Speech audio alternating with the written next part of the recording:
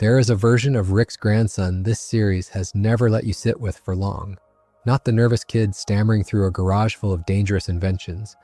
Not the traumatized teenager screaming at his grandfather somewhere in the middle of season 3. Something else entirely. A boy with a device hidden under an eye patch, calm in a way none of the other Mortys ever get to be, eventually running for president of an entire city built out of nothing but Ricks. Welcome to Paper Town. And there is a theory, passed around forums and comment sections for close to a decade now, that this eye-patched Morty is not some stranger at all. That he might be Rick's original grandson, the boy the whole thing was secretly supposed to be about before something bent the timeline out of shape. Tonight we are going through all of it. Who Evil Morty really is, what canon actually confirms happened to him, where the theory holds up and where it quietly falls apart, and how close the real, verified twist buried in this cartoon already comes to the story fans have spent years imagining. So settle in, get comfortable, let your eyes go soft and heavy, and let my voice do the rest. We will be here a while. And if you have not subscribed yet, it genuinely does help us keep making these. Rick and Morty introduces its most enduring villain almost by accident, tucked into the back half of its very first season, and it does so without ever telling you his name. The episode is Close Rick Counters of the Rick Kind, and its plot, on the surface, is a fairly standard multiversal heist. A council of alternate Ricks recruits Rick and Morty to help track down a Rick who has apparently gone rogue and is murdering other versions of himself across the multiverse. The episode spends most of its runtime treating this as a straightforward crime story, a rogue element among an otherwise orderly community of parallel selves, and it leans on the audience's assumption that the villain, whoever he is, will turn out to be a Rick. That assumption is the entire trick. In the episode's final minutes, the evil Rick is captured, and it is revealed that he has been, for the whole episode, a puppet. Strapped to his head is a device, and standing beside him, controlling him, is a Morty wearing an eye patch. This Morty has been mind-controlling his own Rick, using him as a weapon and a shield, letting an entire council of Ricks burn resources hunting the wrong culprit. In the chaos of the reveal, the eye-patch Morty vanishes, uncaptured, and the scene cuts away, never explaining who he is, where he came from, or what he wants. He is not given a name in the episode. Fans would start calling him Evil Morty almost immediately, and the label stuck so thoroughly that it eventually became the closest thing to an official name the series itself uses. What makes that first appearance so effective and worth spending real time on is how completely it inverts the baseline logic of the series. Rick and Morty spends its early seasons training you to believe that intelligence and danger both point in one direction. From Rick down to Morty.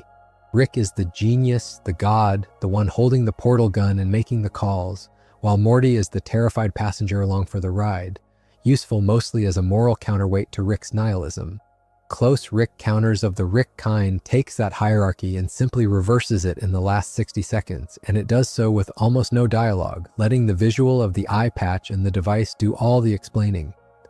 A Morty who can dominate a Rick, who can weaponize one and hide behind him for an entire episode without a single other Rick catching on, is not a joke character or a background variant. He is a proof of concept, planted in Season 1, that the entire power structure of this fictional universe is not as fixed as Rick or the audience wants to believe. Interpreted this way, and this is a reading, not a stated fact, the character exists from his very first frame as a rebuttal to Rick's supremacy, long before the writers give him any speeches to that effect. It would be more than 3 years in real broadcast time before he reappeared, and when he did, Rick and Morty made sure you understood exactly how far that rebuttal could go. That reappearance comes in Season 3 in an episode called The Ricklantis Mix-Up, which is one of the more structurally unusual episodes the series has ever produced. Rick and Morty barely feature in it directly, the episode instead spending its runtime entirely inside the Citadel of Ricks, the trans-dimensional city-state where displaced and orphaned Ricks and Mortys from across the Central Finite Curve live, work, and, as the episode makes darkly clear, exploit each other. The Citadel had already been introduced earlier in the series as a kind of refuge and bureaucracy for alternate selves, but the Ricklantis Mix-Up is the episode that really shows its guts, following several separate storylines simultaneously, a Morty working his way up through a police academy, a group of Jerrys navigating their own separate, much more pathetic social hierarchy, and a presidential election. It is in that last storyline that the Eyepatch Morty resurfaces, now going by Candidate Morty, running an insurgent campaign against an incumbent-backed rival for the presidency of the entire Citadel. He is calm, controlled, clearly playing a longer game than anyone around him understands, and the episode ends with his victory, the final shot revealing him newly sworn in as President Morty.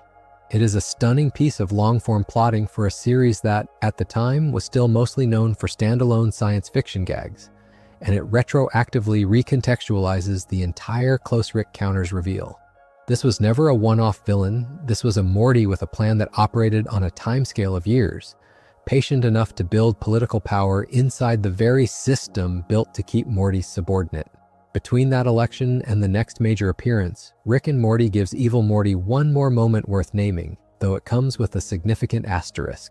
In Never Ricking Morty, an episode built around a metafictional story-generating train car controlled by an antagonist called the Story Lord, there is a brief cameo appearance of the Eyepatch Morty inside the constructed narrative the Story Lord is forcing onto Rick and Morty.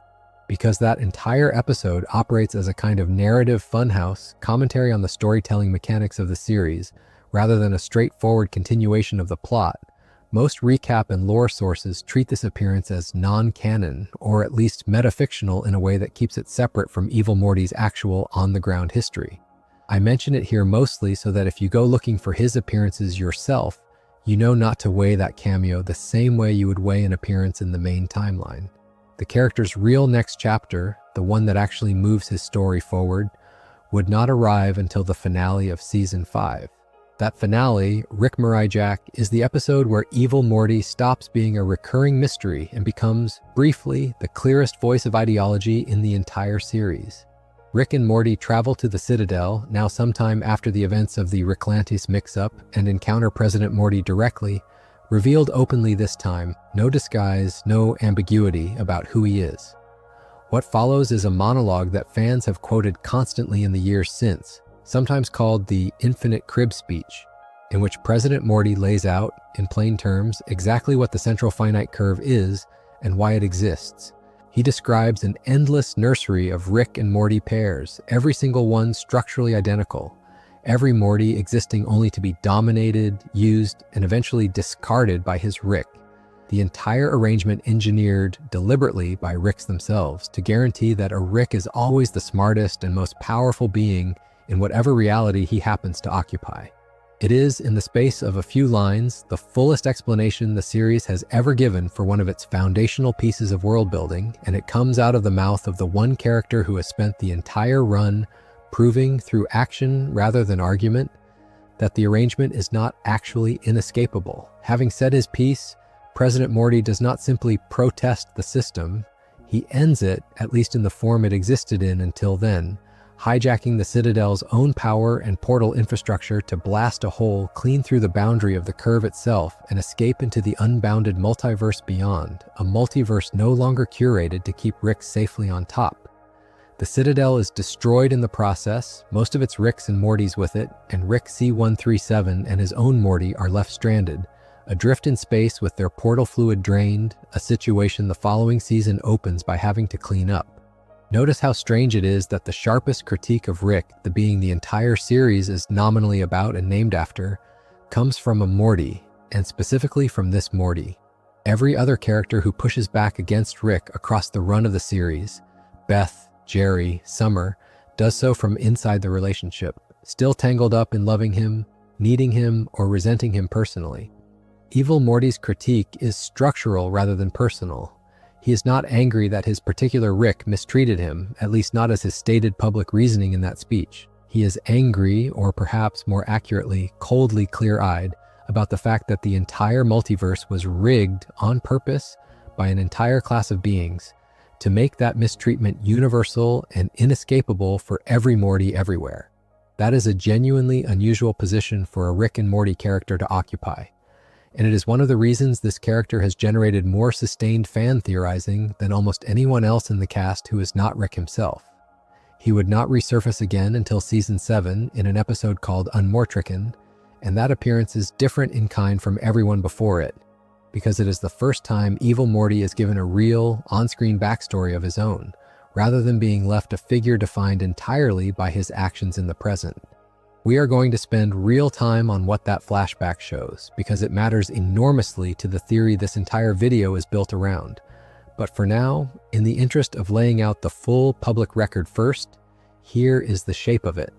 The episode opens with a cold open flashback to Evil Morty's own personal history, showing him as an ordinary, mistreated Morty under his own Rick, in his own dimension, snapping after that Rick tells him he can just quit if he does not like being belittled and endangered, and building the mind control Eyepatch himself as retaliation, using it to enslave the very Rick who raised him. In the episode's present-day plot, he resurfaces from what is framed as a private retreat outside the boundary of the old curve, and reluctantly agrees to help Rick C-137 hunt down Rick Prime, the alternate Rick responsible for the deaths of Rick C-137's wife and daughter years earlier. We will spend an entire chapter on that hunt and what it reveals, because it is one of the defining pieces of canon the series has ever aired. For the purposes of this chapter, the appearance matters mainly because it is the first time Evil Morty is shown cooperating, however reluctantly, with a Rick and Morty pairing rather than simply outmaneuvering or escaping one, and because it finally answers, on screen, the question fans had been asking since Season 1. Where did this Morty actually come from? The most recent chapter in his public history, as of this recording, comes from the Season 9 premiere, There's Something About Morty, which aired in May of 2026. In it, Morty discovers that Rick has secretly been meeting with Evil Morty, who has been blackmailing him using a stolen device called the Omega device, the same category of weapon responsible for the multiversal erasure we will get into shortly. Rick, in classic Rick fashion, reverses the trap, destroying the Omega device and its blueprints across every reality it existed in, and Evil Morty is defeated and taken into custody, not by Rick himself, but by the fourth dimensional time police, a caste of enforcers that operates outside ordinary dimensional time and that the series first showed only briefly back in Season 2. They haul him off to a prison built outside of time. As of the most recently aired material, that is where things stand. Evil Morty is not dead, he is not free. He is contained off the edge of the ordinary story, which is a strange, unresolved place to leave a character this important.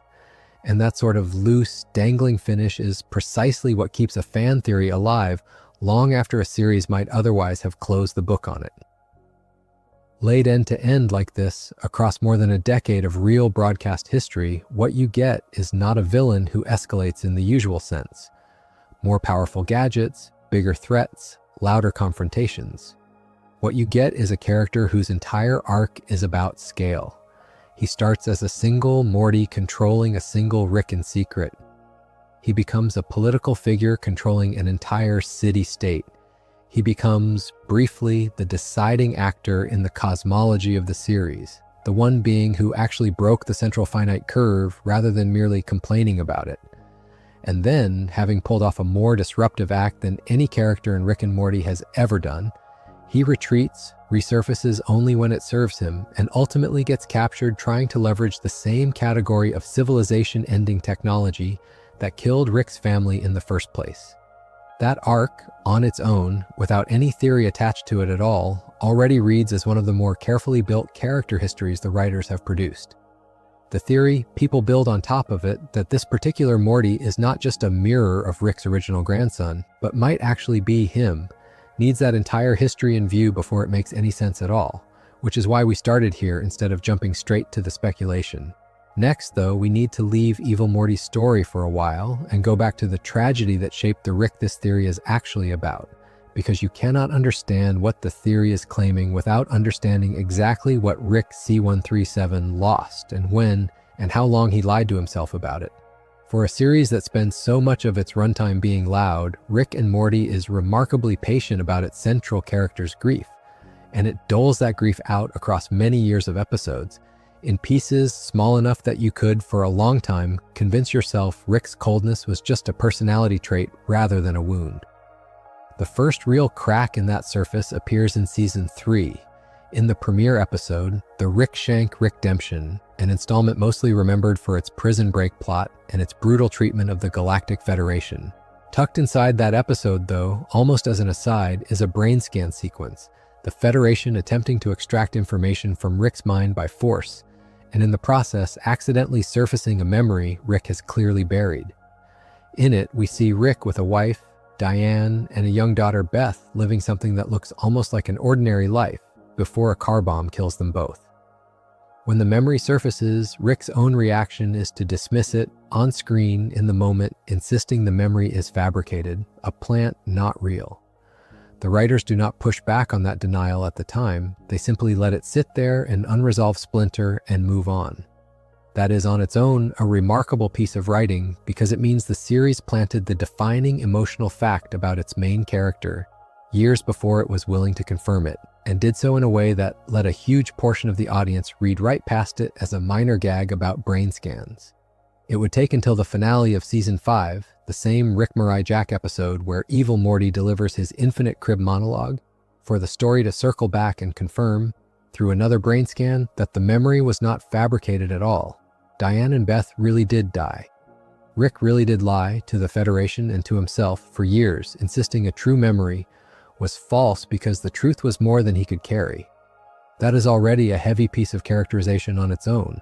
A genius who would rather rewrite his own history than sit with an unbearable loss. And for a long stretch of the run, that was as far as the story went. We knew Rick had lost his family. We did not know who took them from him or why, and the writers seemed content to let that mystery sit unresolved indefinitely, the way they let so many of their background mysteries sit. It was not until Season 7, in Unmortrican, that Rick and Morty finally answered the question it had been sitting on since Season 3, and the answer it gave was bigger and more specifically cruel than the vague car bomb of the earlier flashback had suggested. The bomber, the episode reveals, was not a random enemy or a faceless organization.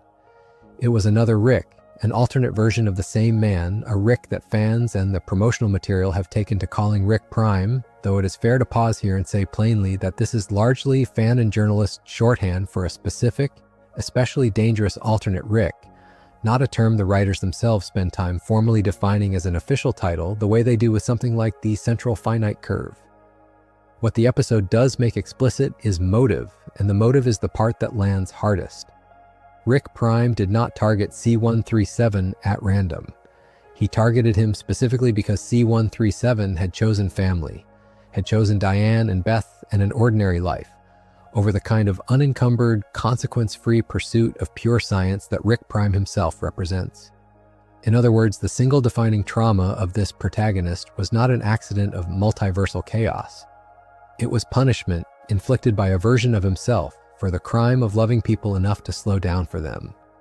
There is a way to read that motive that makes Rick Prime function almost as a dark mirror of every choice Rick C137 never let himself fully make.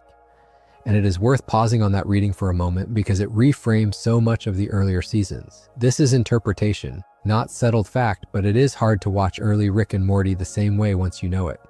All those seasons of Rick pushing Morty away, mocking sentiment, insisting nothing matters, take on a different shape once you understand that somewhere in his history, a version of himself literally murdered his family for the crime of caring too much. Every time early season Rick tells Morty that love is a chemical delusion or that nothing in the universe has inherent meaning, he is not just being a nihilist for the sake of a joke. He is, whether the writing intends this explicitly or not, rehearsing the exact worldview that got his wife and daughter killed, defending himself in advance against a version of himself that already punished him once for failing to hold that line. It is one of the more quietly devastating pieces of retroactive characterization a long-running animated series has ever pulled off, precisely because none of the writing changes. The old dialogue is still there, unaltered. Only the context around it shifts, and it shifts everything. The revenge plot that follows in Unmortrican is direct and, by the standards of this series, almost old-fashioned in its structure. Rick spends years hunting Rick Prime, and in the course of that hunt, Rick Prime commits an act of destruction so total it deserves to be named plainly and without softening, because past viewers of this channel have caught us getting details like this wrong before, and it matters that we get it exactly right this time. Rick Prime uses a device called the Omega device, a weapon capable of erasing every version of a target across the entire multiverse simultaneously, not killing one Diane in one reality, but reaching into every single timeline where a Diane exists and removing her from all of them at once. This is confirmed on screen in Season 7. It means there is no universe left anywhere in the entire scope of this cosmology, where a living Diane exists for Rick to find.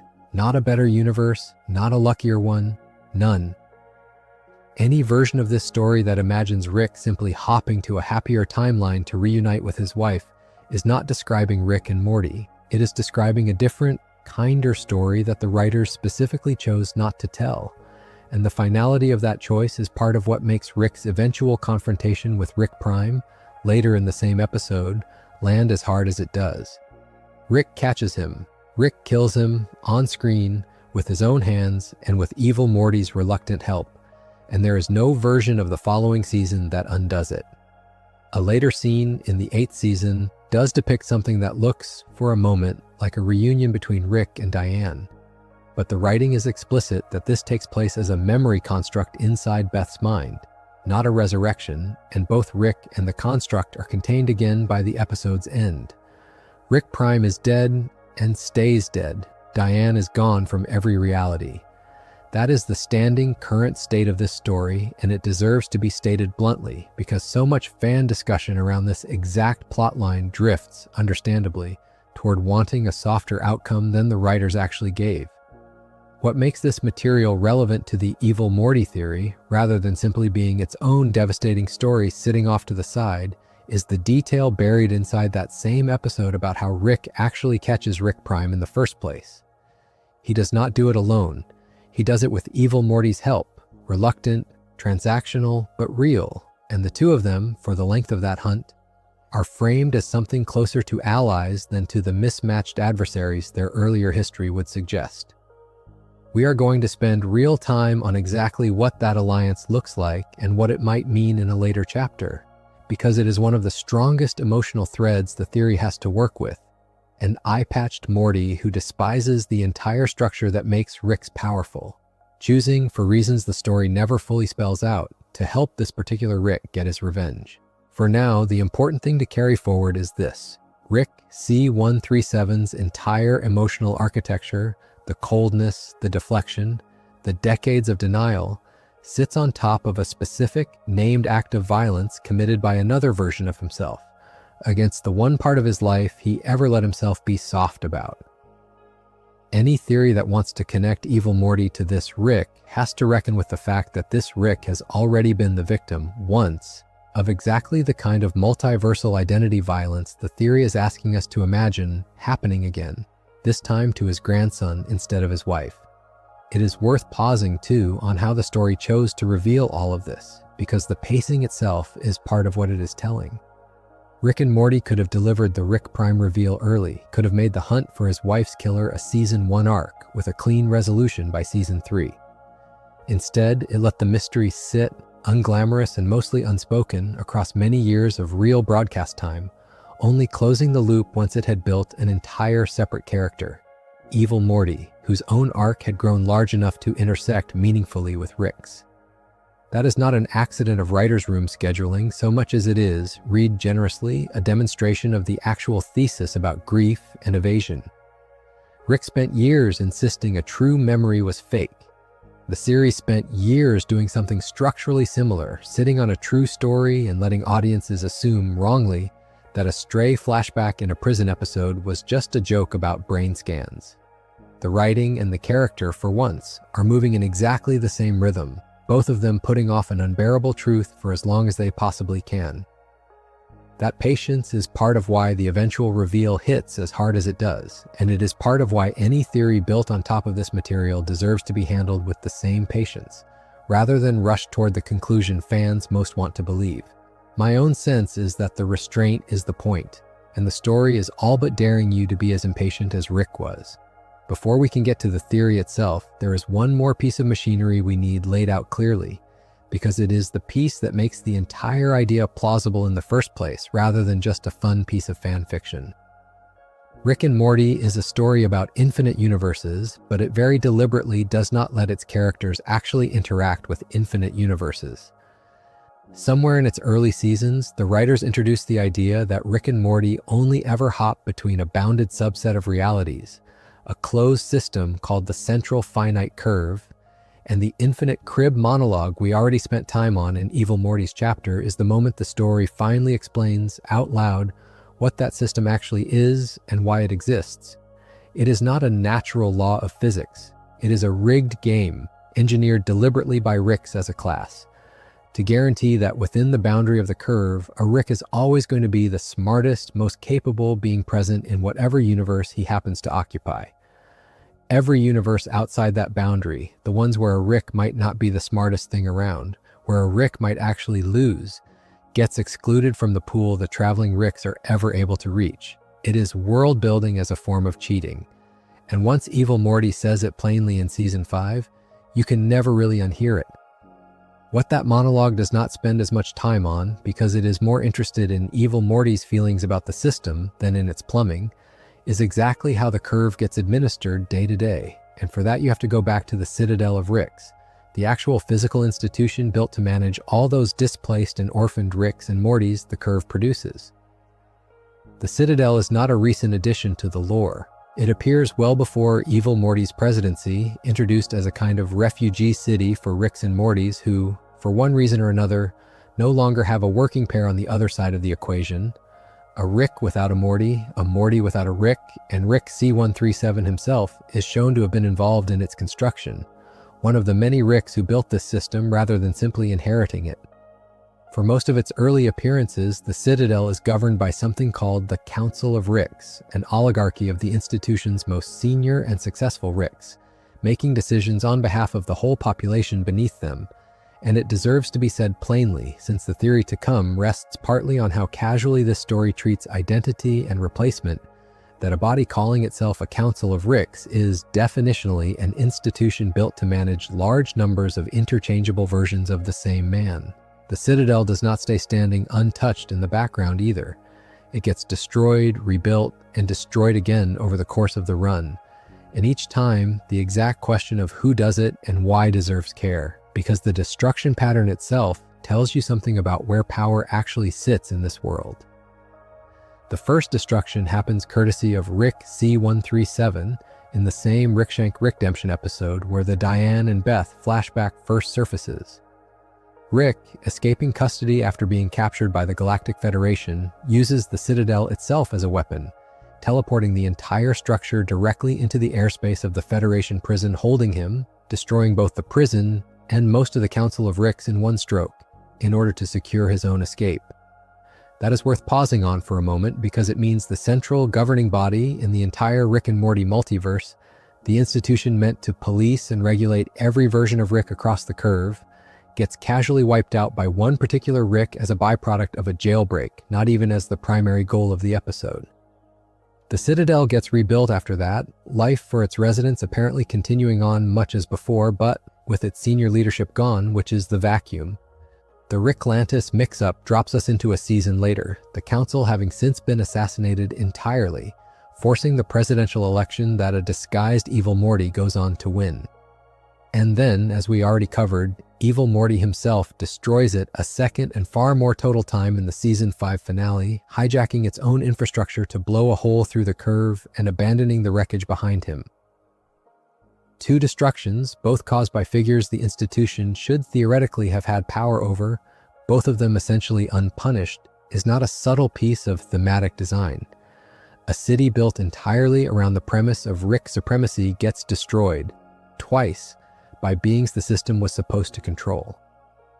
The detail that matters most for where all of this is headed, though, is not the two destructions themselves, but the bureaucracy that the Ricklantis mix-up shows operating underneath them, in the quieter, more procedural corners of Citadel life, the parts of the episode that are not about elections or assassinations at all.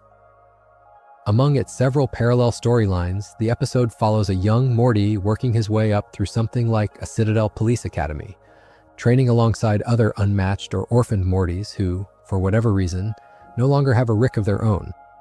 What that thread reveals, almost in passing, is that the Citadel runs an entire institutional system for processing Mortys as a resource. Graduating Mortys get formally assigned to Ricks who need one.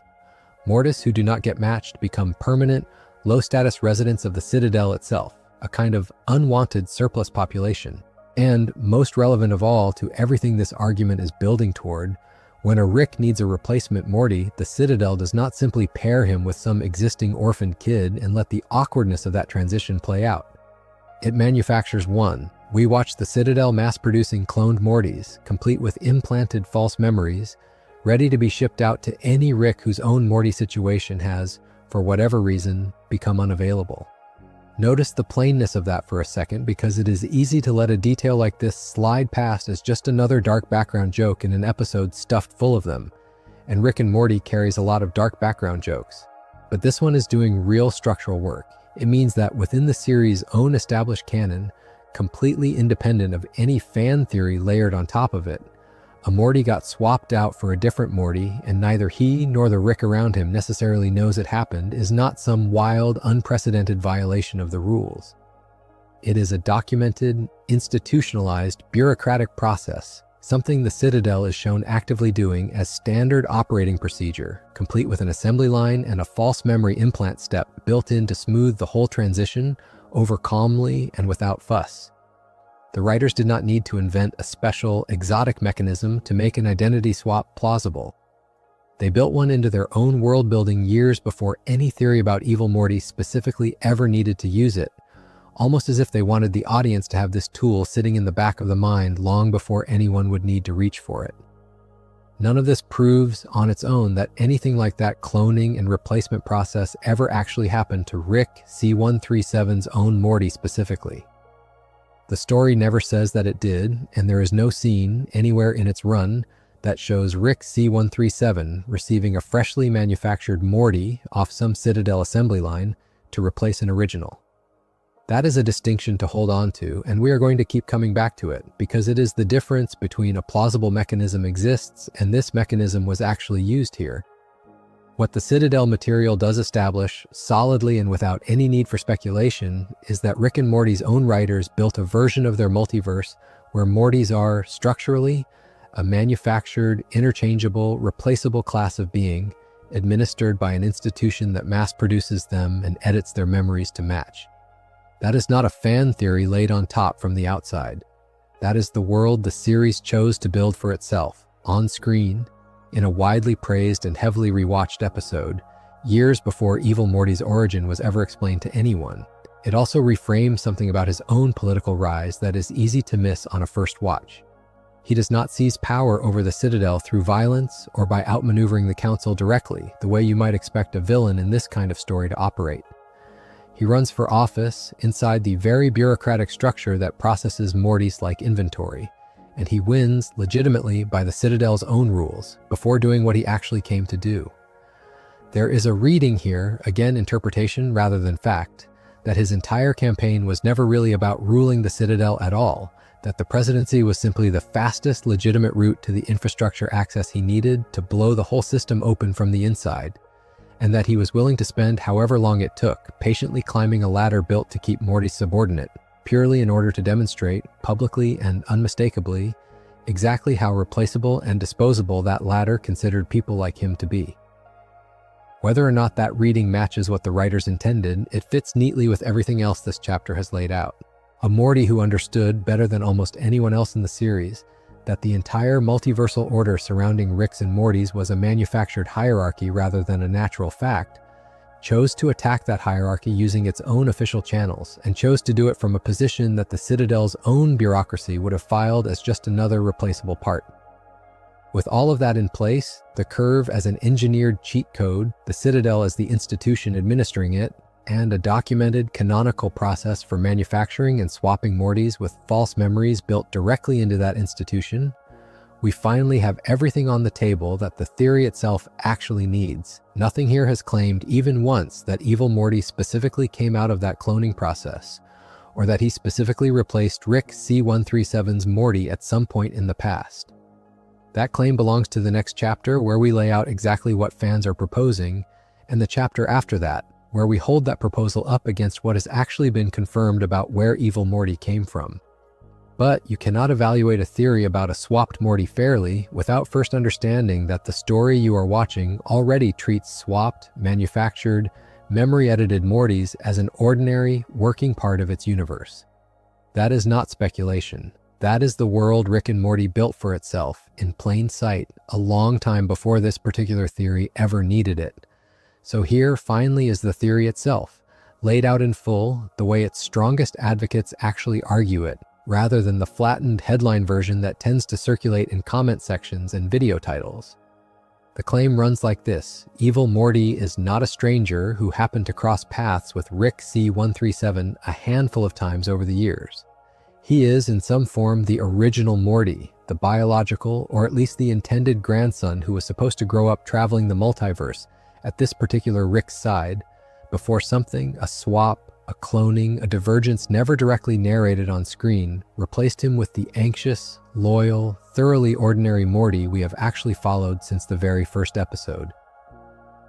Under this reading, the Eyepatch Morty's entire arc, his patience, his contempt for the Rick-Morty hierarchy, his willingness to work with Rick C137 specifically when the stakes are high enough, is not the story of an outside antagonist. It is a family story, an estranged grandson circling back toward the one Rick he might actually have some claim to, whether he fully understands that claim himself or not. Let us be honest, up front, about why this theory has the pull that it does, because a theory does not survive a decade of fan discussion on pure whimsy. Part of it is simply narrative hunger.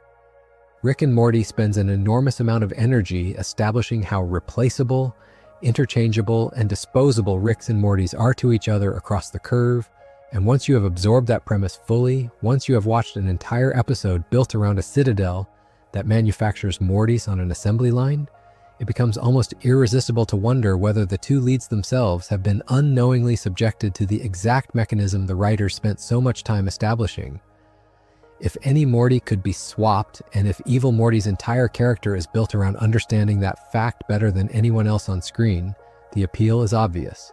He is not just a rebel against the system. He is proof that the system already touched the one family the story cares about most. The other half of the theory's appeal is emotional, and it runs through the specific alliance we have already flagged twice now and will finally get to in full. Evil Morty's willingness to help Rick C137 hunt down Rick Prime in Unmortrican. Fans who advocate for this reading point to that cooperation as more than convenience. Why would a character defined by contempt for Rick-Morty dynamics, a character who destroyed an entire city-state rather than participate in that hierarchy any further, bother getting involved in this particular Rick's revenge plot at all, unless something personal was tugging at him?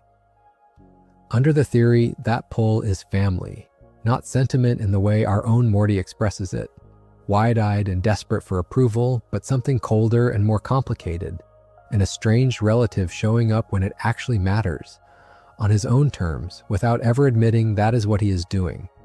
It gives Evil Morty an interior life beyond pure ideology, a private wound underneath the calm, and you can see why that reading is attractive to an audience that has spent years wanting this particular villain to be more than a mouthpiece for a critique of the curve, however sharp and well-aimed that critique happens to be.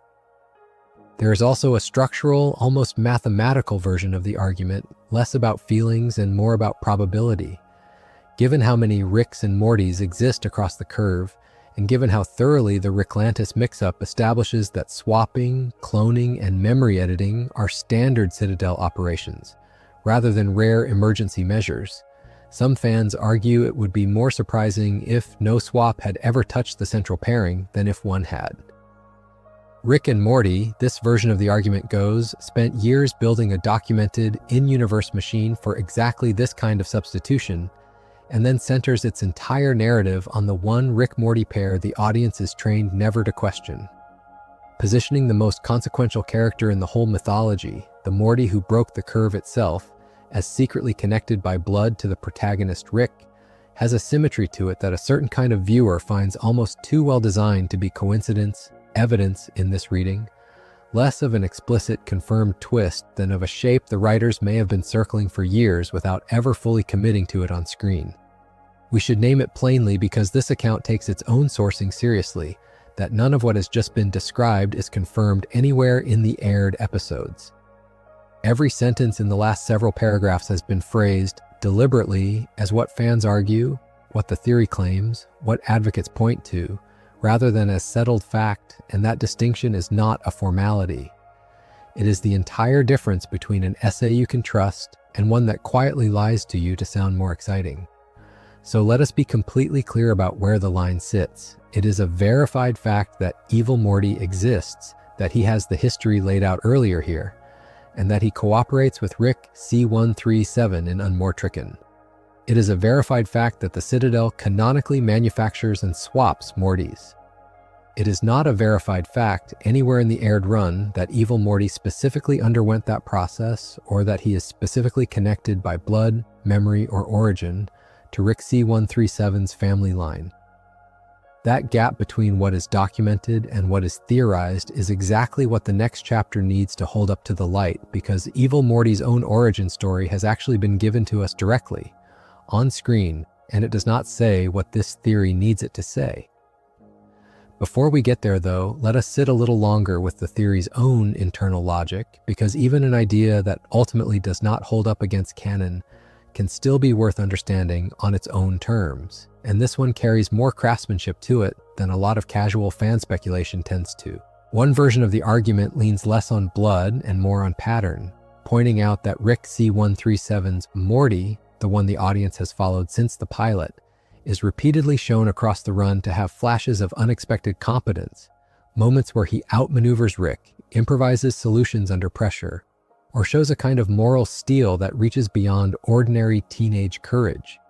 Advocates for the swap theory sometimes point to these moments as small tells, evidence that this Morty carries more latent capability than a purely ordinary, unremarkable grandson should have.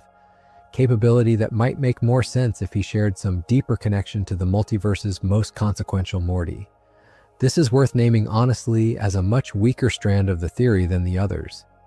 Plenty of stories give their supposedly ordinary protagonists the occasional burst of unusual competence, purely because a character who is never capable of anything makes for exhausting television, and reading every instance of Morty being clever as a secret clue rather than as basic narrative necessity is the kind of interpretive reach that this channel tries to be honest about rather than dressing up as stronger evidence than it actually is.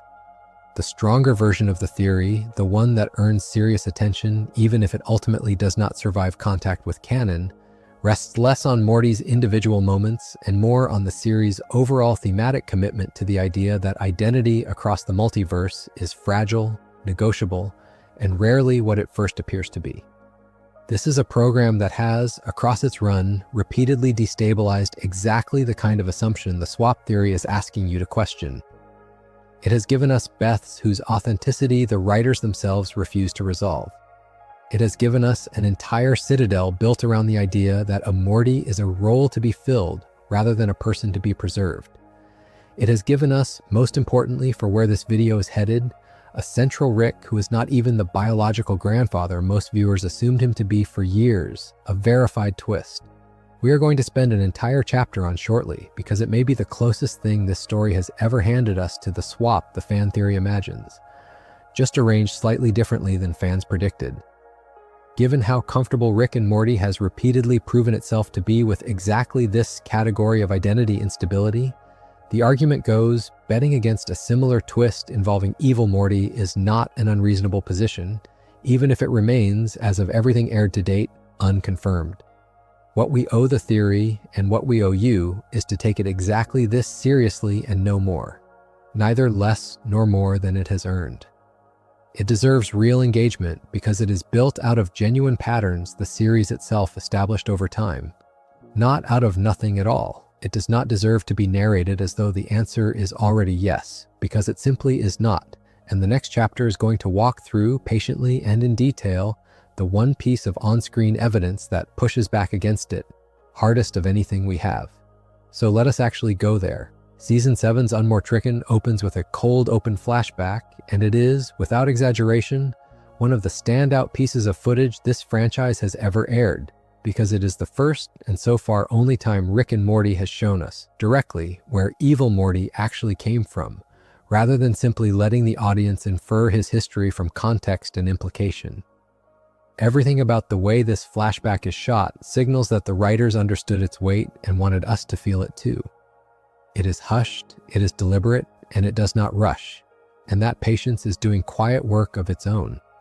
What it shows is this. Evil Morty was once an entirely ordinary Morty living under his own Rick in his own dimension, a Rick and Morty pair we had never seen before and would never need to identify any further, because the point of the scene is precisely that this could be almost any Rick and Morty pair in the curve. His Rick treats him the way Ricks generally treat Mortys across the multiverse, with contempt, with casual cruelty, with the assumption that a Morty's fear and suffering are simply the cost of doing business. At some point, pushed past whatever his limit was, this Morty tells his Rick that he cannot keep living like this. And his Rick's response, delivered with the same dismissive cruelty we have been trained to expect from Ricks in general, is to tell him he can just quit, that nobody is forcing him to stay.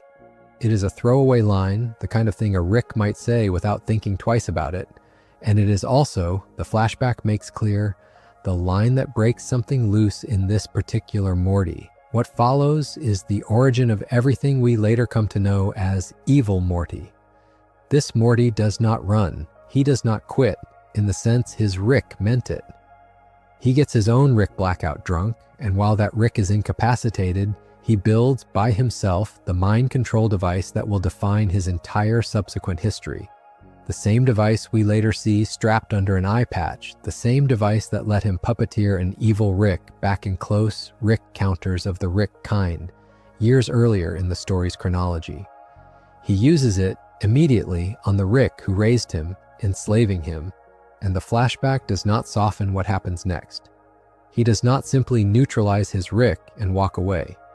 He erases his own existence from Citadel records, effectively deleting his official identity from the system that would otherwise track him, and he sets out across the multiverse hunting and killing other Rick variants, absorbing their knowledge as he goes, building himself, piece by piece, into something closer to the composite genius he would eventually need to be to outthink an entire council, an entire Citadel, and eventually an entire curve.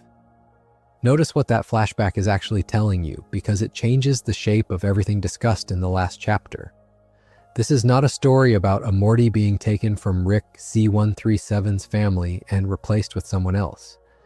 This is the story of a completely different Morty, under a completely different Rick, in a dimension never identified as connected to C-137s at all, choosing, through an act of extraordinary and specifically premeditated violence, to become the figure we later meet as the Eyepatch Morty. He has his own Rick, no one else's. He personally scalps that Rick with his own hands. The flashback hands him an origin that is entirely self-contained, requiring no other family, no other Rick, no other Morty, and certainly no connection to the specific Rick-Morty pair the rest of the series actually follows. This is the single biggest problem the swap theory has to reckon with, and it is worth being completely honest about how much weight it carries. It does not merely fail to confirm the theory. It actively describes a different, competing origin, one where Evil Morty's formative trauma happens with a Rick who is explicitly his own, in a household framed as separate from Rick C-137's, years before he ever crosses paths with C-137 at all in close Rick counters of the Rick kind. If you are looking for the single moment where canon pushes back hardest against a popular fan theory, this is very likely it. There was no gap left for fans to fill in with speculation. The gap got filled directly, on screen, with a specific, detailed answer, and that answer is not the one the swap theory needs. Let us be precise, though, about exactly what this flashback does and does not rule out, because there is a difference between this makes the theory very unlikely and this makes the theory impossible, and getting that distinction right matters more here than almost anywhere else in this video. What the flashback confirms is that Evil Morty had a Rick of his own, in a dimension of his own, and that he personally destroyed that Rick as the founding act of his transformation. What it does not do, because the question has simply never been addressed directly, is explicitly rule out any deeper connection between that dimension and Rick C-137's own family line further back.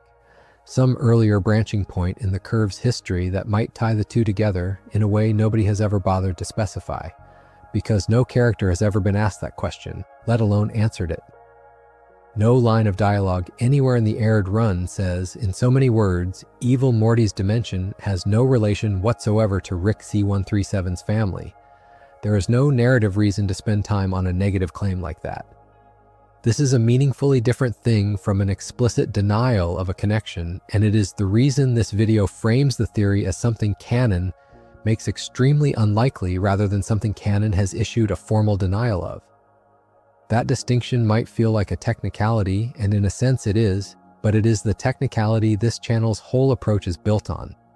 We do not turn, the writers did not say no, into so it is still open, and we do not turn, they gave a different, detailed answer into so it is definitely, absolutely impossible either.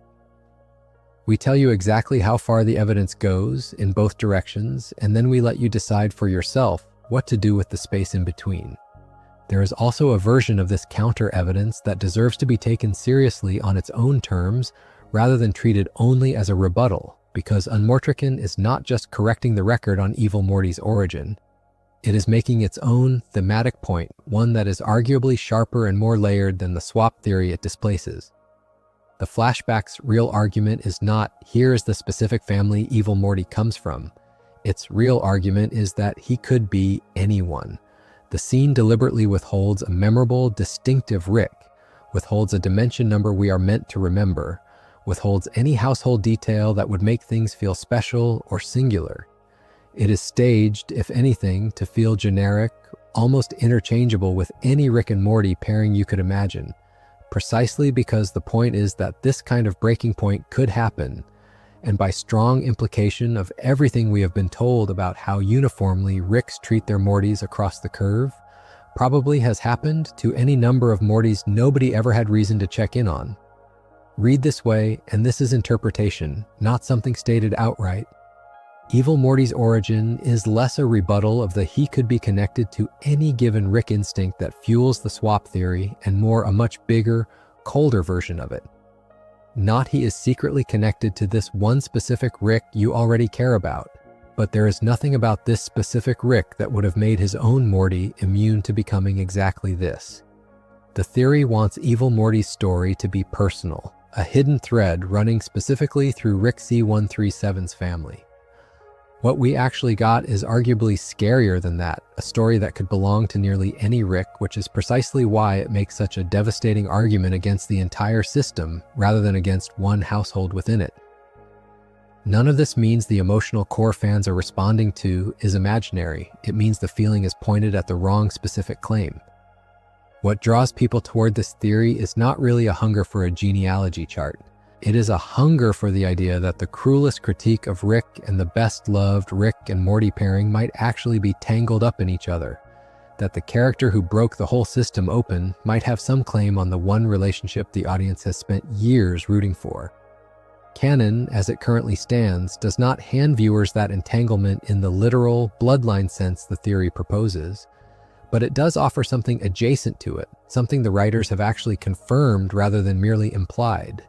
And it is arguably a stranger, better twist than the one fans invented for themselves. That is where we are headed next.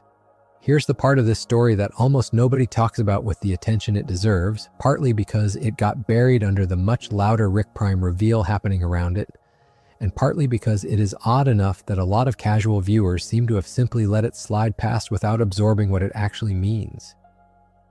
It concerns not Evil Morty at all, but the Morty this series has followed since its very first episode, the one sitting in the passenger seat of Rick's ship in nearly every frame, and it complicates the question of whose grandson he actually is in a way that is, if anything, stranger than anything the swap theory proposes. We already spent time establishing who Rick Prime is and what he did, the alternate Rick who bombed C-137's family and later erased Diane from the entire multiverse with the Omega device. What we have not yet addressed is a detail that secondary reporting, cross-checked across multiple independent outlets covering the Rick Prime reveal, converges on. The Morty this series has followed all along, the boy audiences have simply been calling Morty since the pilot, is understood to be the biological grandson of Rick Prime, not of the Rick who has actually raised him, traveled with him, and shaped nearly every season of his life. Our Rick, to use the fan and journalist shorthand this video has already flagged as shorthand rather than official terminology, is a different Rick entirely, one who ended up occupying that role in that particular family's life through the story's own dimension-hopping premise, rather than through any biological connection to the boy he has spent years calling his grandson. There is real value in walking through, carefully and without overclaiming, why this is understood to be the case, because the mechanics of exactly how it happened are treated by sourcing as considerably less solid than the underlying fact itself. And this is precisely where a script like this one needs to slow down rather than smooth over the gap. Go back to the very first season, to Rick Potion number 9, an episode that, on a first watch, plays almost entirely as a self-contained bottle episode about a love potion gone catastrophically wrong. Rick creates a love potion for Morty to use on a crush. It spreads uncontrollably through a flu outbreak, and by the end, nearly the entire population of Rick and Morty's home dimension has mutated into monstrous, irreversible creatures, colloquially known as Cronenbergs, after the body horror filmmaker the effect is visually modeled on. Rather than try to fix the disaster, Rick's solution is to abandon that dimension entirely. In its closing minutes, the episode reveals that Rick and Morty have simply relocated into a neighboring, alternate dimension, one where a version of the same disaster never happened and where the Rick and Morty who used to live there have conveniently just died in an unrelated accident, leaving 2 open slots for the fleeing pair to step into. This has been treated as foundational, well-established lore since Season 1, and it is one of the boldest early swings on offer, an admission, delivered almost as a throwaway joke, that the Rick and Morty audiences have been watching are not even the original Rick and Morty of what would later come to be labeled the C137 dimension at all, but refugees who slid into a replacement life that was already sitting there waiting for them. That old, well-established piece of Season 1 lore is not, on its own, the same claim as the Rick Prime grandson reveal, and precision about the difference matters here because conflating the two is the sort of shortcut a less careful video would take. The Cronenberg dimension move is about Rick and Morty abandoning one dimension and adopting a family situation in a different one. The Rick Prime grandson reveal is a separate, later piece of information layered on top of that, concerning specifically whose biological line Morty descends from, and how that lines up, or fails to line up, with the Rick who is actually raising him.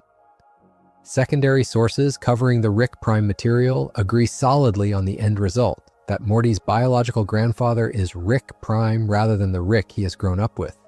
Yet they are considerably less consistent about the precise blow-by-blow mechanics of when, relative to that original Cronenberg dimension swap, the family situation took the specific shape it did. This channel treats a gap like that as a reason to slow down rather than paper over. So we are going to hold the headline fact as solid because independent sourcing agrees on it, while being honest that the finer mechanical timeline underneath it is loosely documented enough that we are not going to manufacture a tidy, blow-by-blow account of it, just to make this section sound more complete than the sourcing actually supports. What you are left with, once you sit only with what is solidly established, is something that should reframe how you think about this series title itself. Rick and Morty is not strictly a story about a grandfather and his biological grandson traveling the multiverse together.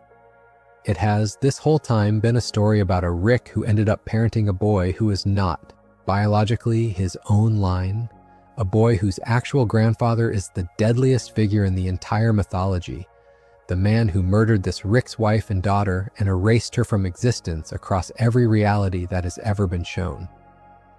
The Rick raising Morty is not related to him by blood. The Rick who is related to him by blood is a mass-murdering multiversal terrorist.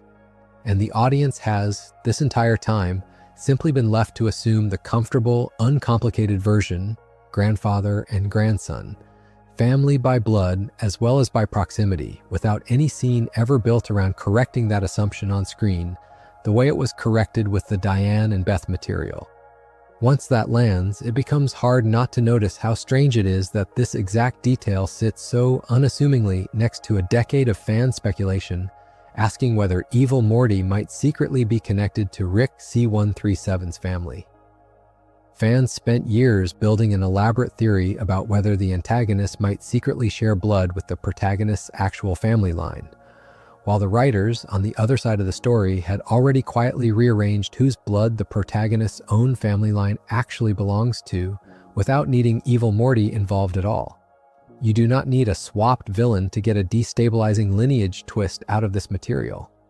The story already delivered one using its own established leads, and arguably delivered a darker version of the theory's central anxiety than the fan version ever proposed.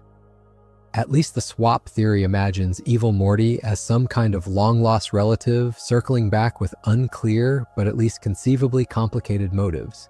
What actually happened, if the sourcing here holds, is that the boy Rick calls his grandson has been, this entire time, walking around as the living, unknowing legacy of the exact man who destroyed everything Rick ever loved.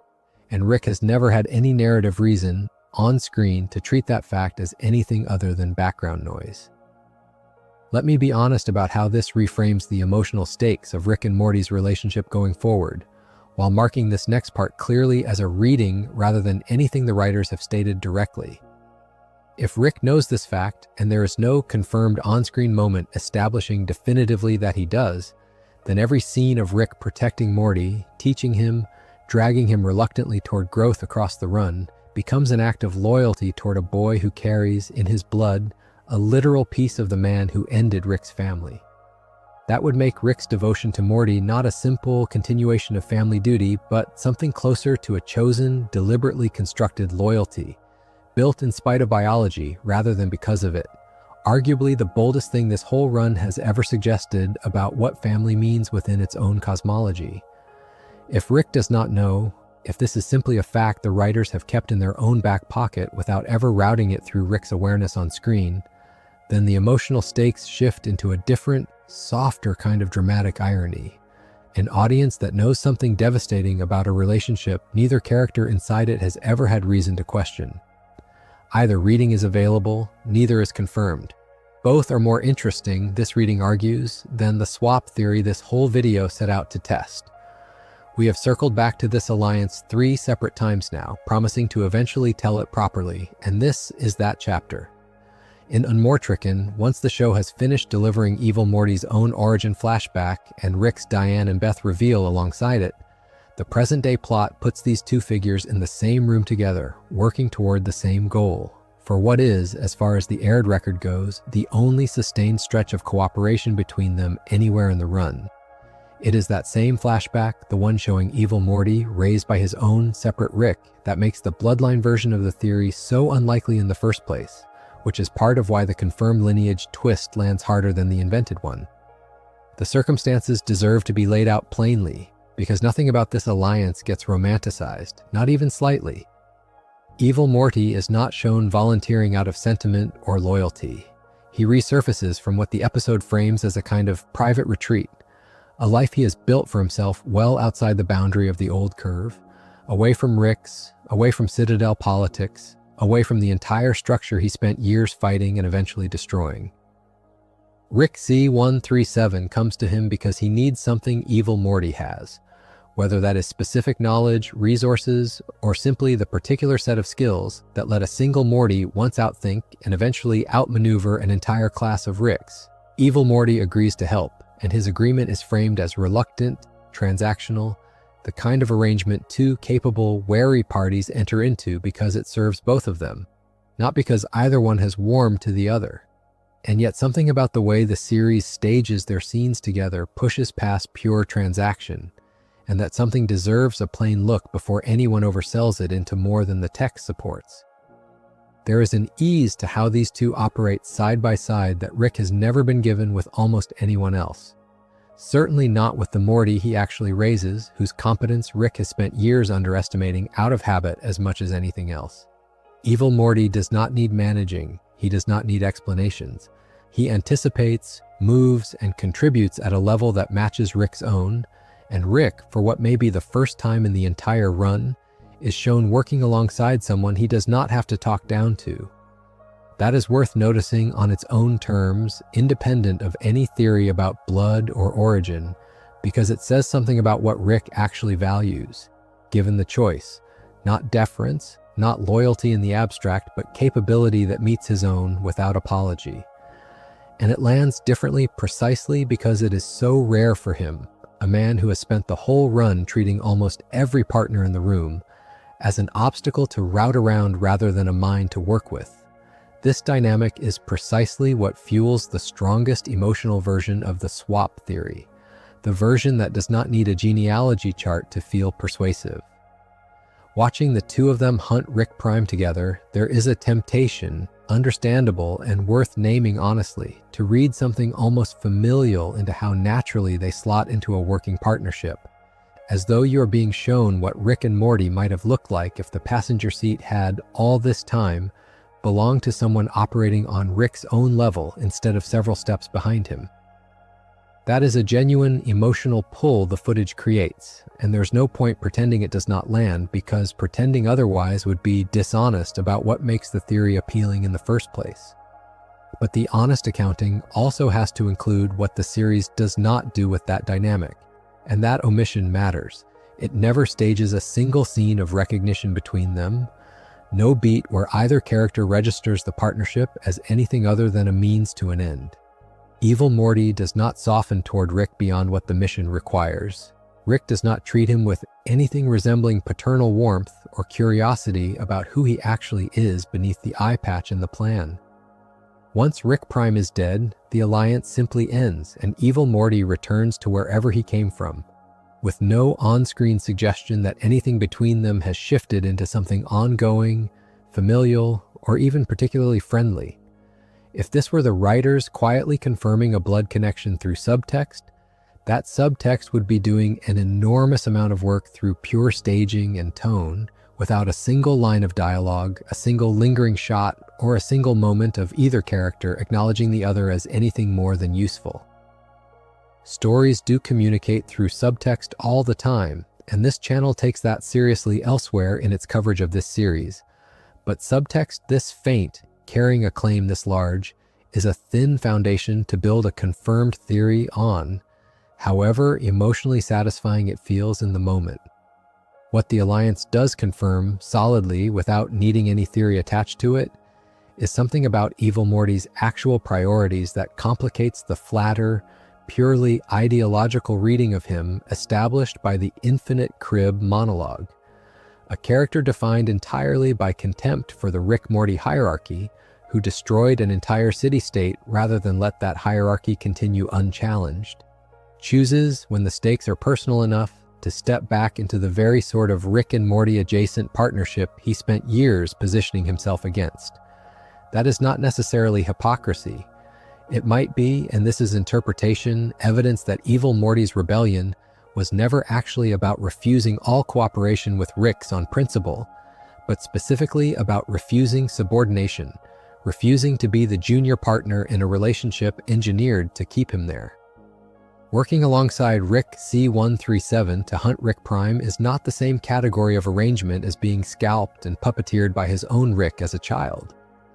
He enters this partnership as an equal, on his own terms, able to walk away the moment it stops serving him, which he does.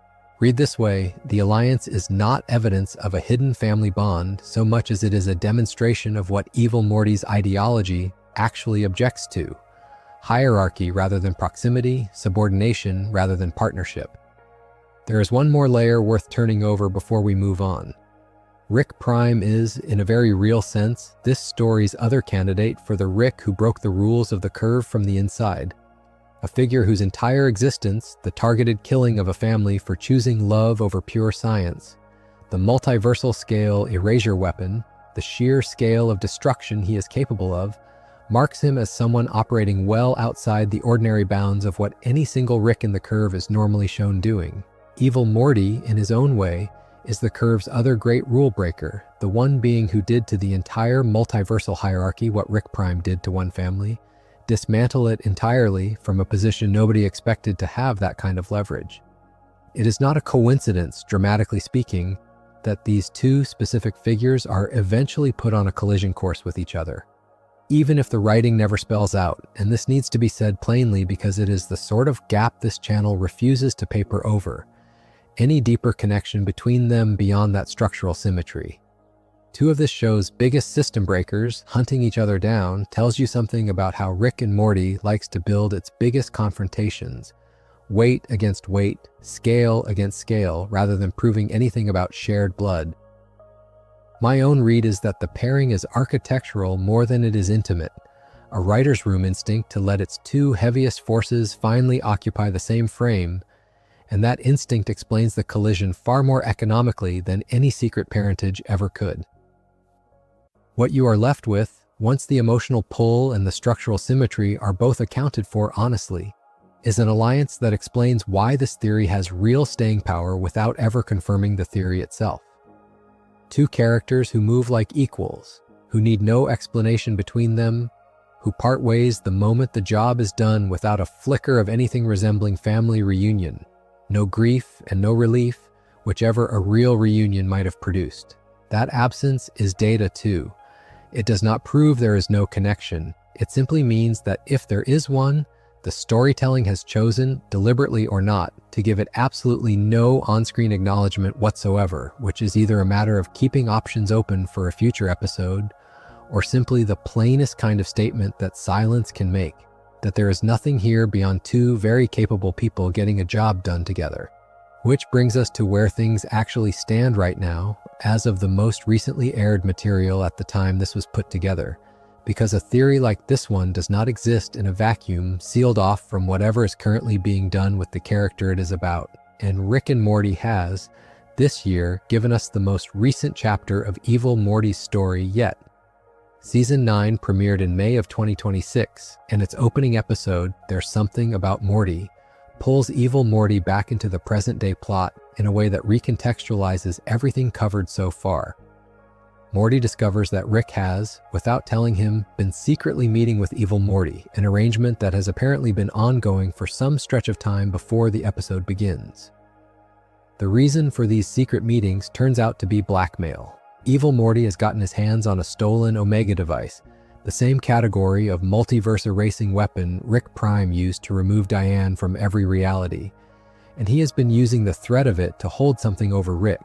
The specifics of what exactly Evil Morty wanted and how long the arrangement had been running before Morty stumbled onto it are the kind of granular episode detail this essay is choosing not to overspecify, in keeping with the same caution applied everywhere else, but the broad shape of the plot is clear and corroborated across multiple sources covering the premiere. Rick, in what is by now a familiar pattern for this character, does not simply comply with the blackmail. He reverses it, destroying the Omega device itself, along with its blueprints across every reality where they existed, closing off the possibility of that specific weapon ever being rebuilt and used again. Evil Morty, his leverage gone, is defeated and taken into custody, not by Rick, but by the fourth-dimensional time police that later captured him, the enforcement caste that operates outside ordinary dimensional time and answers to no single Rick. That is where the character sits as of this recording. Not dead, not free. Contained somewhere the cameras have not yet followed by the fourth-dimensional time police, an enforcement caste operating on a level Rick does not appear to fully control. It is a strange, deliberately unresolved place to leave a character this important, and the reason that matters for a piece built around a theory rather than a simple recap deserves stating clearly. A dead Evil Morty would have closed this book. A captured Evil Morty held outside ordinary dimensional time keeps every question this theory raises technically open, not because anything new has been confirmed about his origins, but because the door for a future episode to revisit him and to potentially say more about where he actually came from has been left deliberately ajar rather than shut. There is a careful line to walk in naming what can and cannot be said about the showrunner's own public comments here, because this is the exact territory where a script can slide from documented fact into invented certainty if it is not careful. Public commentary around this character, across interviews and panels over the years, has generally treated Evil Morty as unfinished business, a figure the writers clearly consider too important and too popular to simply retire permanently after any single confrontation. That general posture, that this is a character being kept in reserve rather than a story the writers consider closed, is consistent with how he has actually been used on screen, resurfacing roughly every couple of seasons rather than being killed off or written out. Beyond that general posture, there will be no manufactured quotes here, no invented promises about what a future season will or will not do with him, because that is precisely the kind of unverifiable claim that turns a documented, careful essay into the confidently wrong content this channel exists to avoid. What we can say with real confidence is that the shape of Evil Morty's story to date, appearing, escalating, vanishing, reappearing changed, escalating again, has trained the audience to expect exactly this pattern to repeat.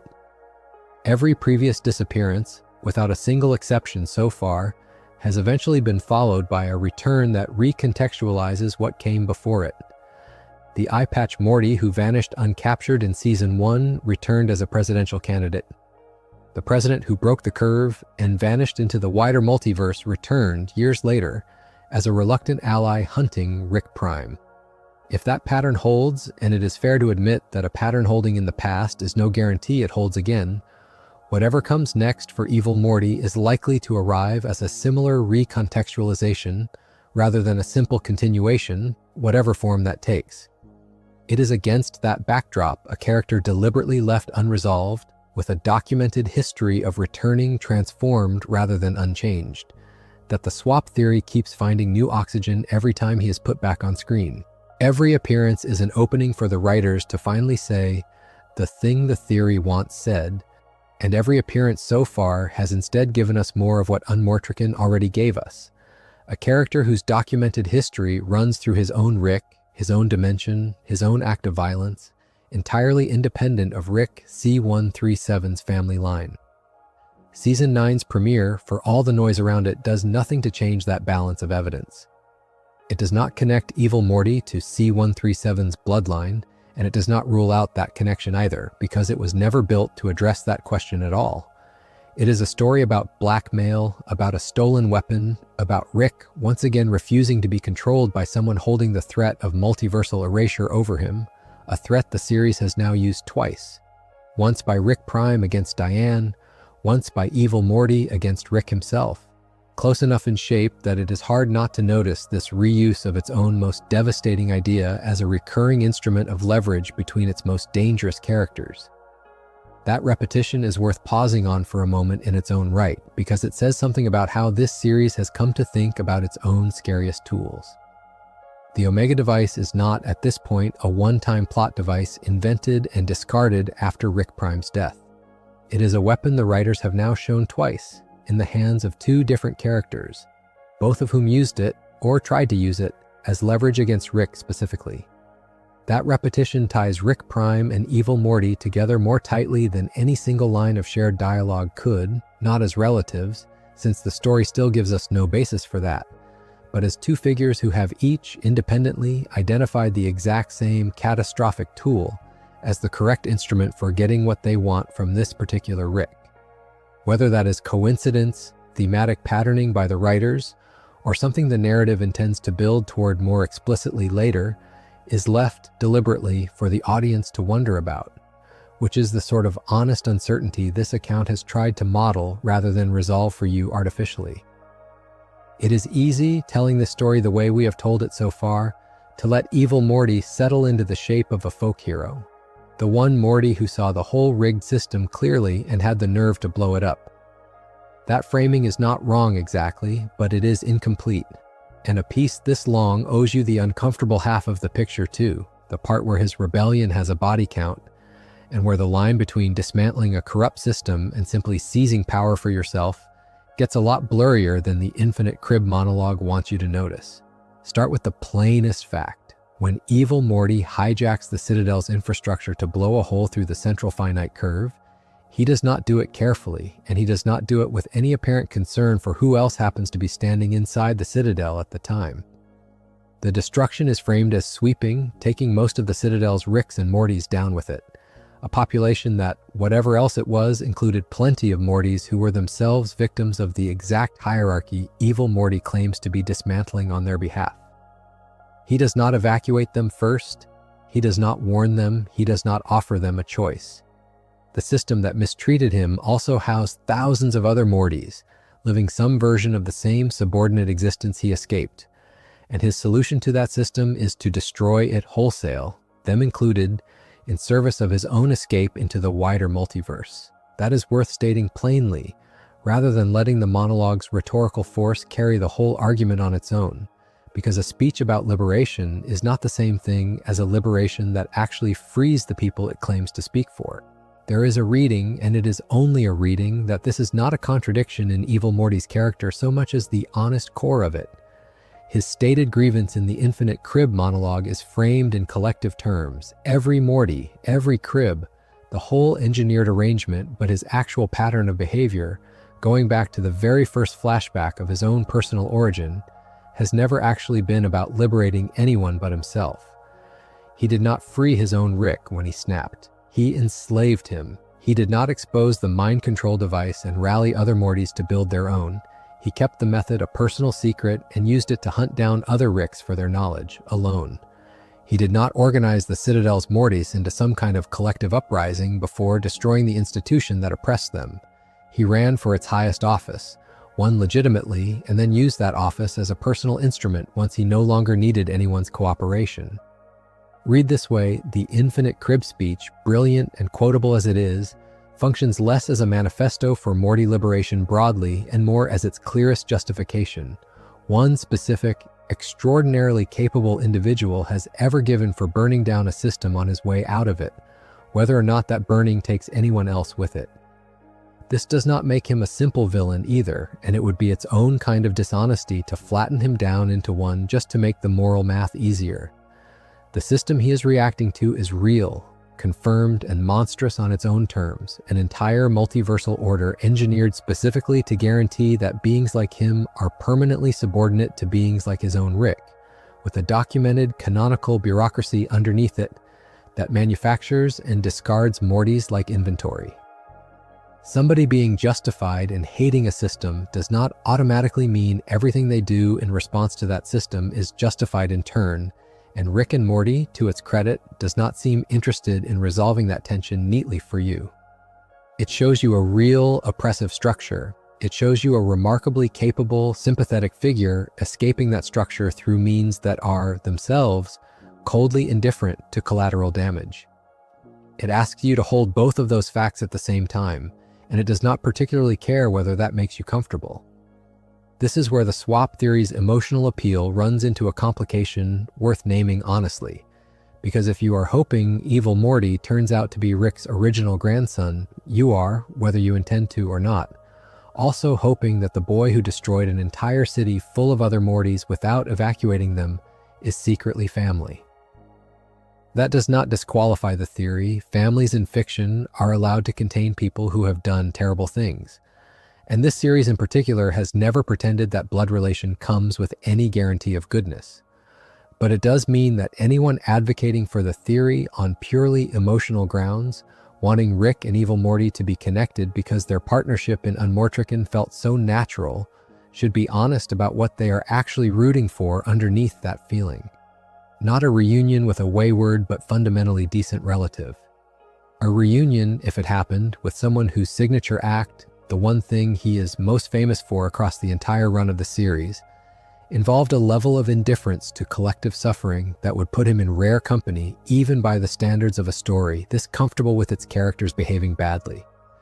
It says something about Rick, in turn, that he is shown working comfortably alongside exactly this kind of figure when the stakes are personal enough, without much of a moral issue being made out of it in the moment. Rick C137 has never been squeamish about allying with dangerous people when it serves his own ends, and Unmortrican does not really break that pattern so much as it sharpens it, putting him shoulder to shoulder with a figure whose single biggest confirmed action, the one thing every viewer actually knows he did, is mass destruction on a scale that dwarfs almost anything Rick himself has directly caused in a single episode. That pairing on its own is not proof of family. It might simply be proof that Rick recognizes something of his own worst instincts in Evil Morty, a shared willingness to treat almost anyone as acceptable collateral when the goal is big enough, and that recognition, rather than blood, is what actually makes the partnership feel so effortless on screen. Two people who have each, in their own way, decided that other lives are negotiable when weighed against their own priorities do not need to explain themselves to each other.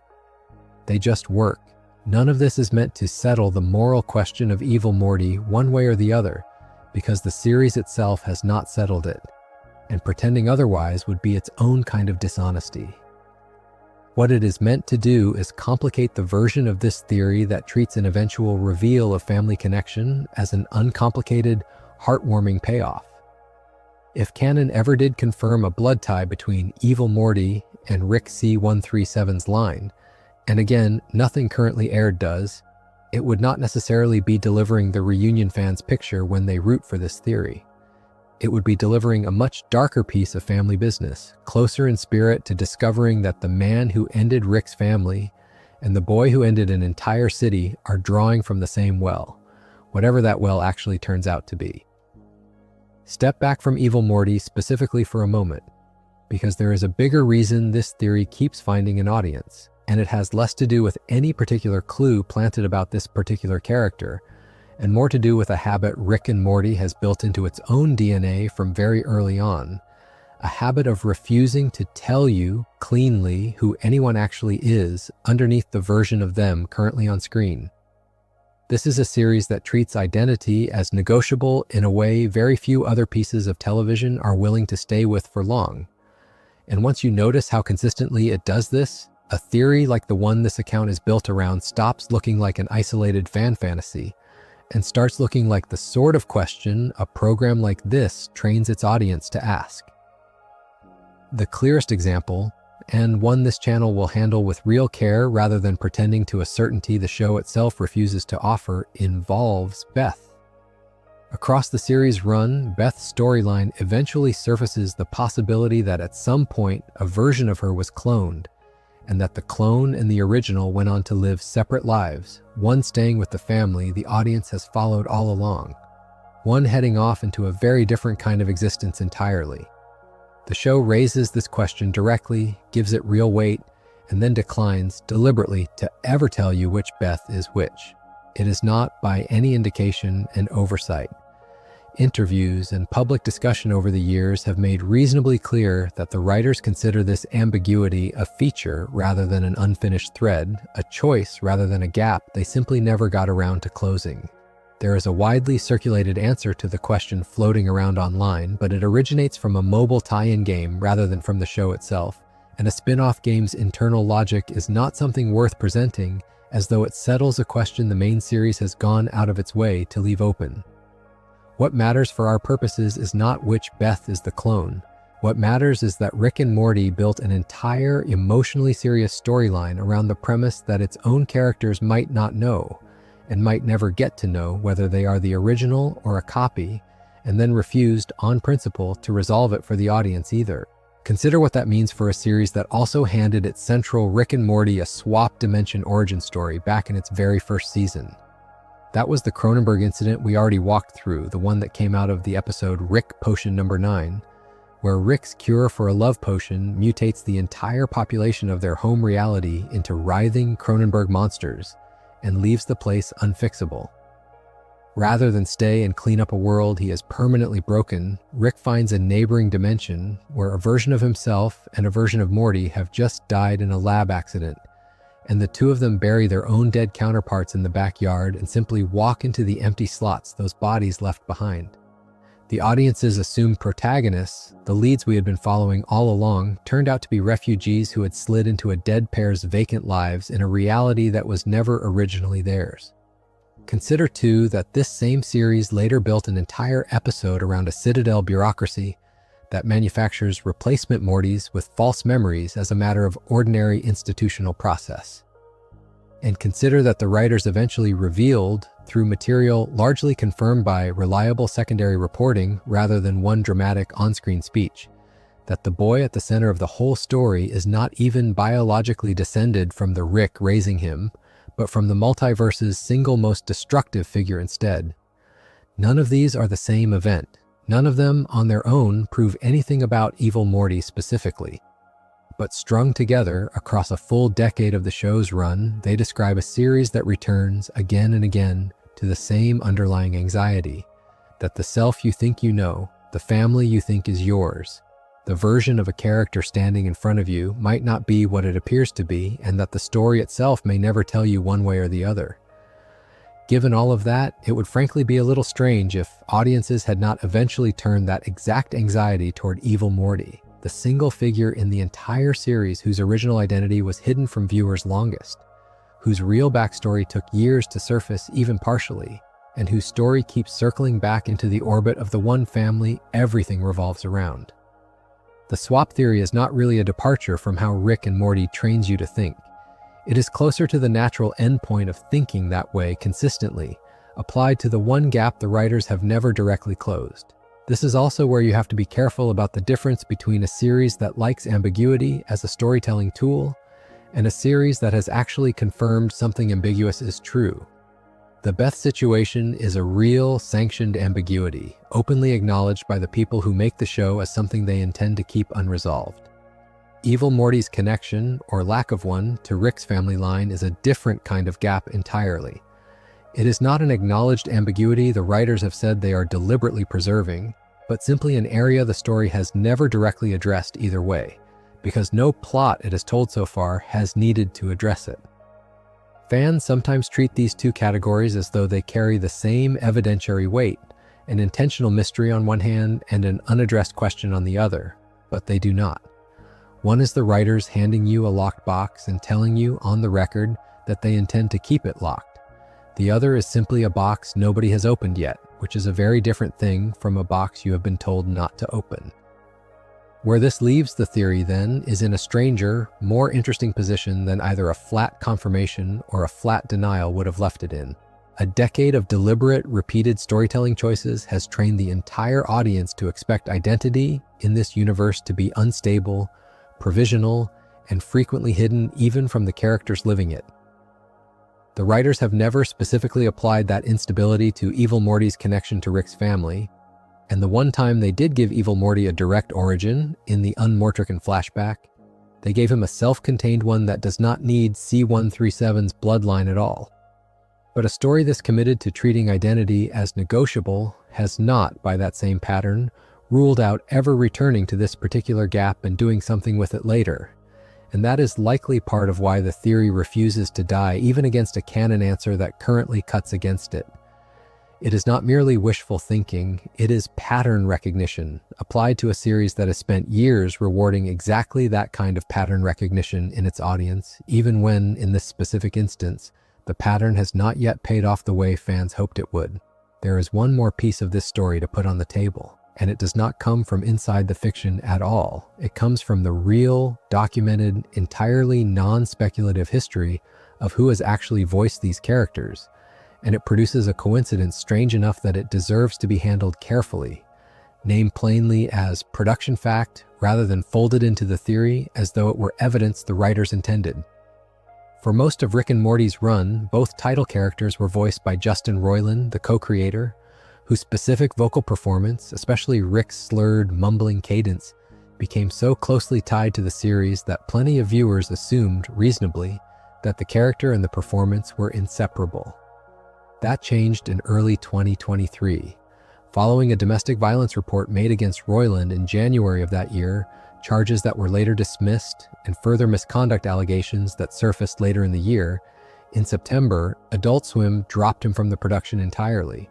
This is documented, publicly reported, and not something to speculate beyond. In keeping with the rule, this channel holds itself to about not guessing at the private lives or motives of real people.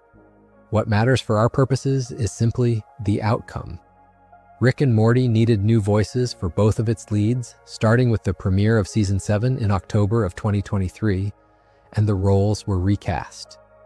Ian Cardoni took over as the voice of Rick, and Harry Belden took over as the voice of Morty, both the ordinary, sweet, anxious, Morty followed since the very first episode, and in the same casting decision, Evil Morty as well. Both actors continue to voice these roles as of the most recent material aired. This is a frequently misreported detail online, since plenty of casual coverage still assumes Roiland's voice work continues. So let me state it clearly and correctly here. The recast happened, it happened for the reasons documented above, and Cardoni and Belden are the voices behind these two characters now. Sit with that casting decision for a moment, though carefully, because let me be honest about what it does and does not mean. From season 7 onward, a single performer speaks both the Morty the audience has followed for the entire series, and the Morty these many hours have spent examining as a potential secret relative of that same Morty's family line. That is not a writer's room decision about plot or lineage, it is a voice casting choice, almost certainly made for reasons of efficiency, availability, or simply finding one actor able to handle both a nervous teenager and a controlled, calculating adversary, rather than any intended statement about who these two characters actually are to each other.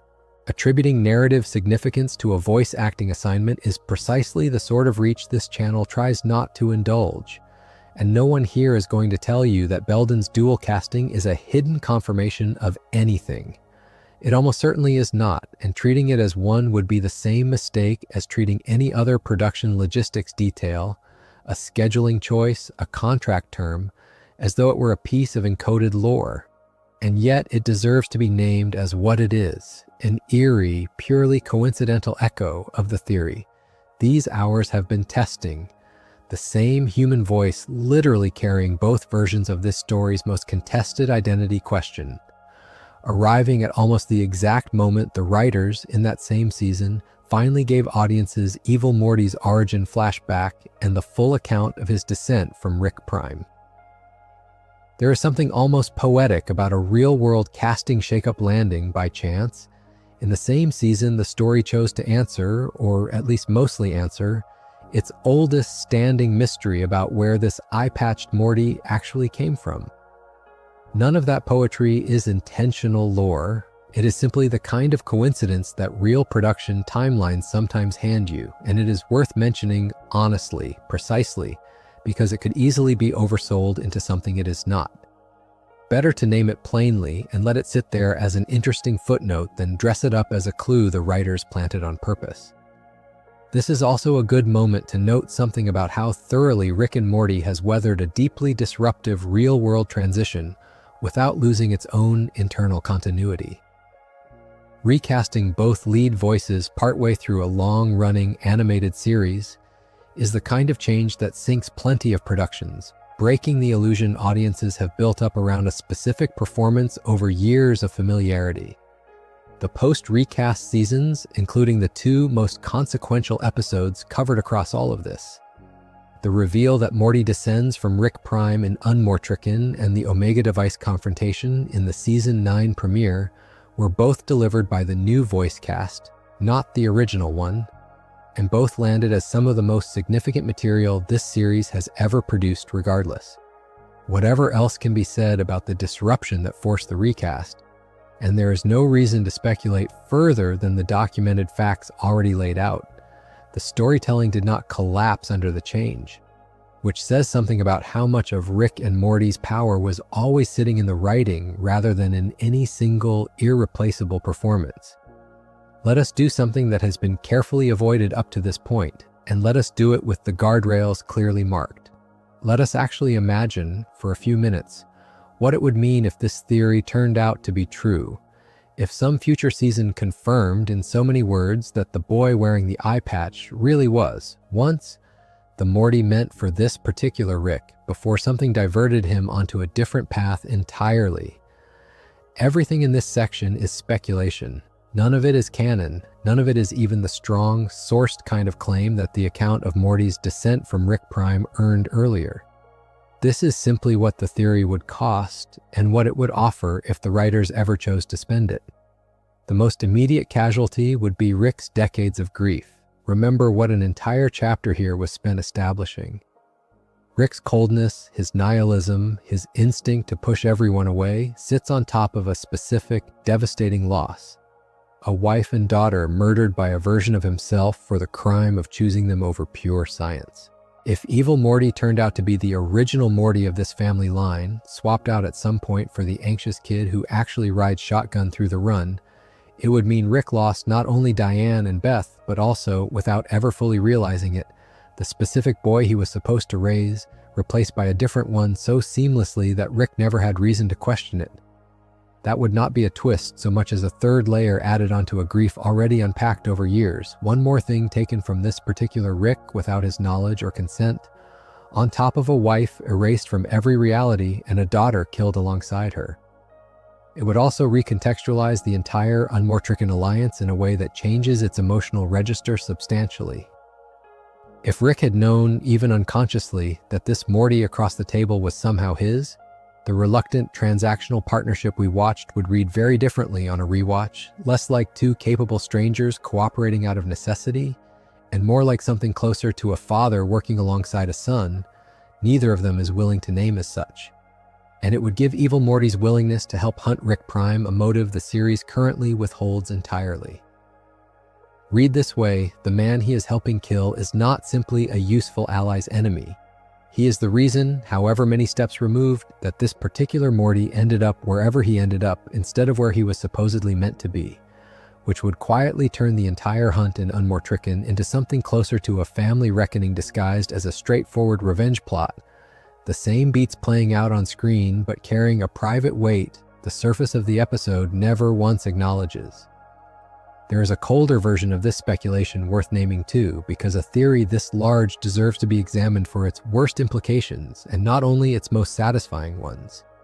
If Evil Morty really is connected to this family line, then everything covered in the chapter on the cost of his rebellion, the Citadel destroyed with its population still inside it, the other Ricks hunted and killed for their knowledge, the willingness to treat almost anyone as acceptable collateral, would not be the story of a stranger's moral failure. It would be, in some sense, a story this particular family produced from within itself, a version of Rick's own capacity for detached, consequence-free destruction, expressed through a different branch of the same bloodline.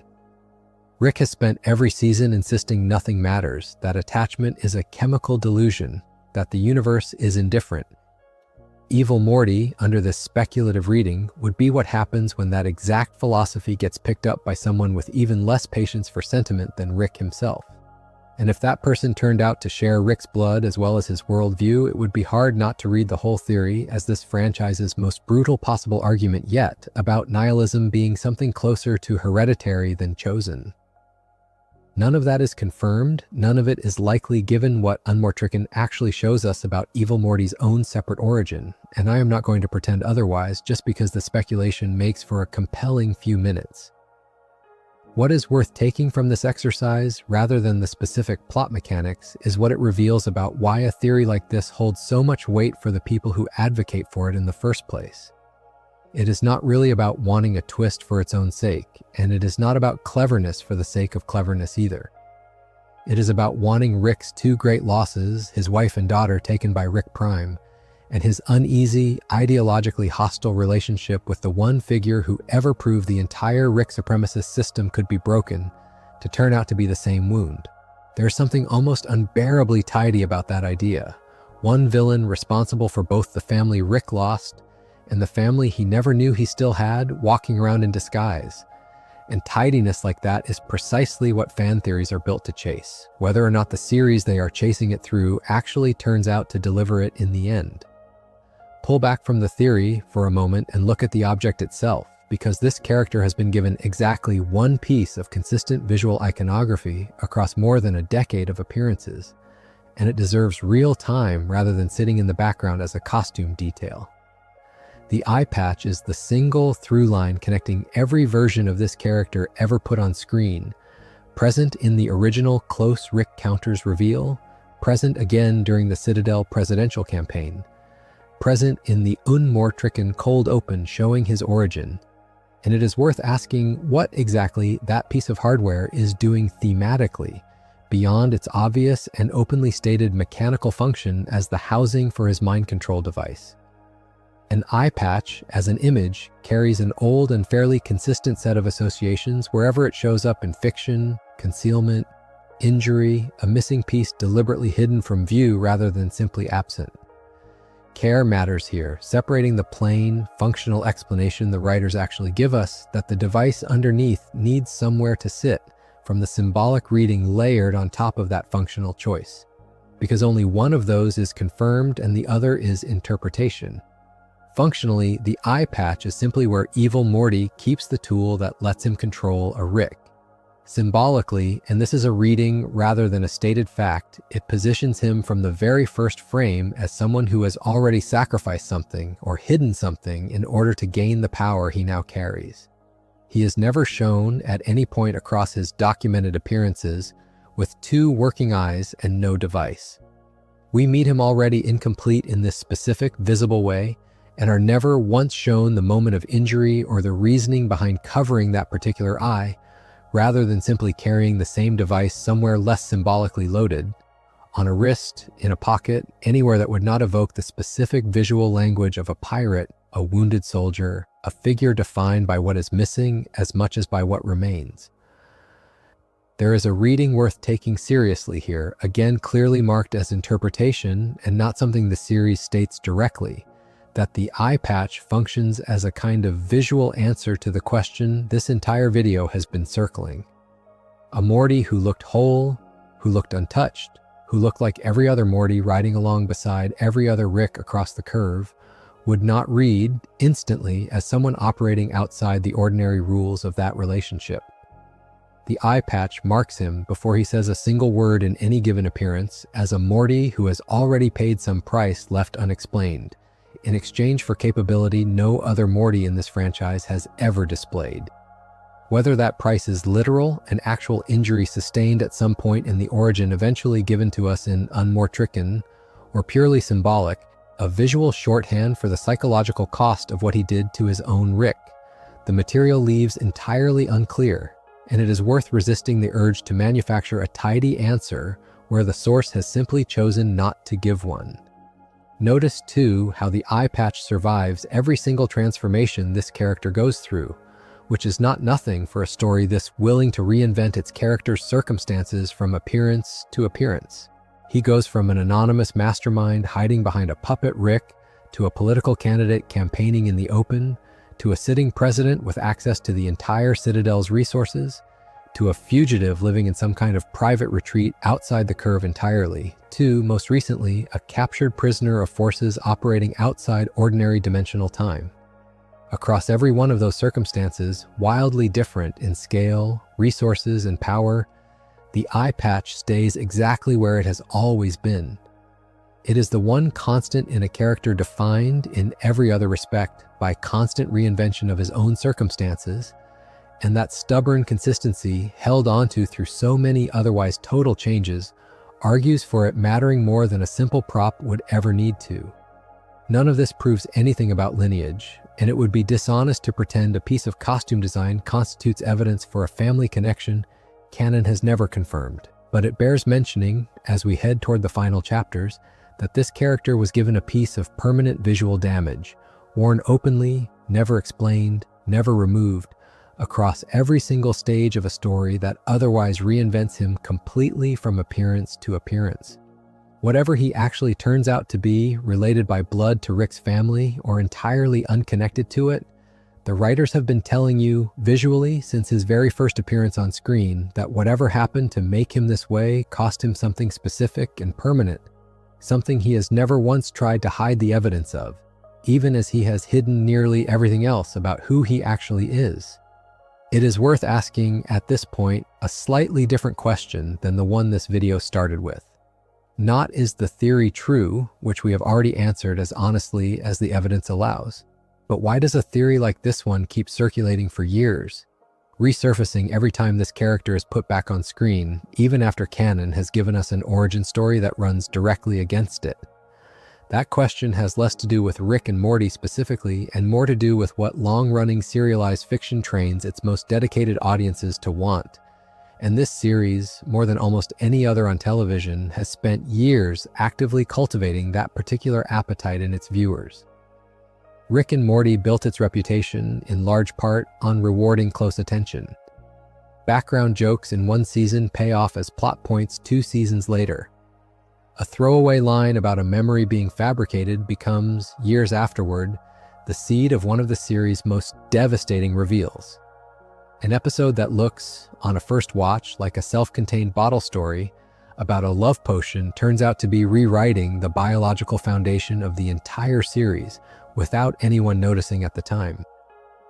Once an audience has been trained repeatedly across a decade of real broadcast time to expect exactly this kind of long-delayed payoff, it becomes almost irrational for that audience not to apply the same expectation to every remaining unresolved thread left dangling, including the one this entire video has been examining. Fans are not making an error in principle when they suspect Evil Morty's connection to Rick's family might eventually resolve into something bigger than what we currently know.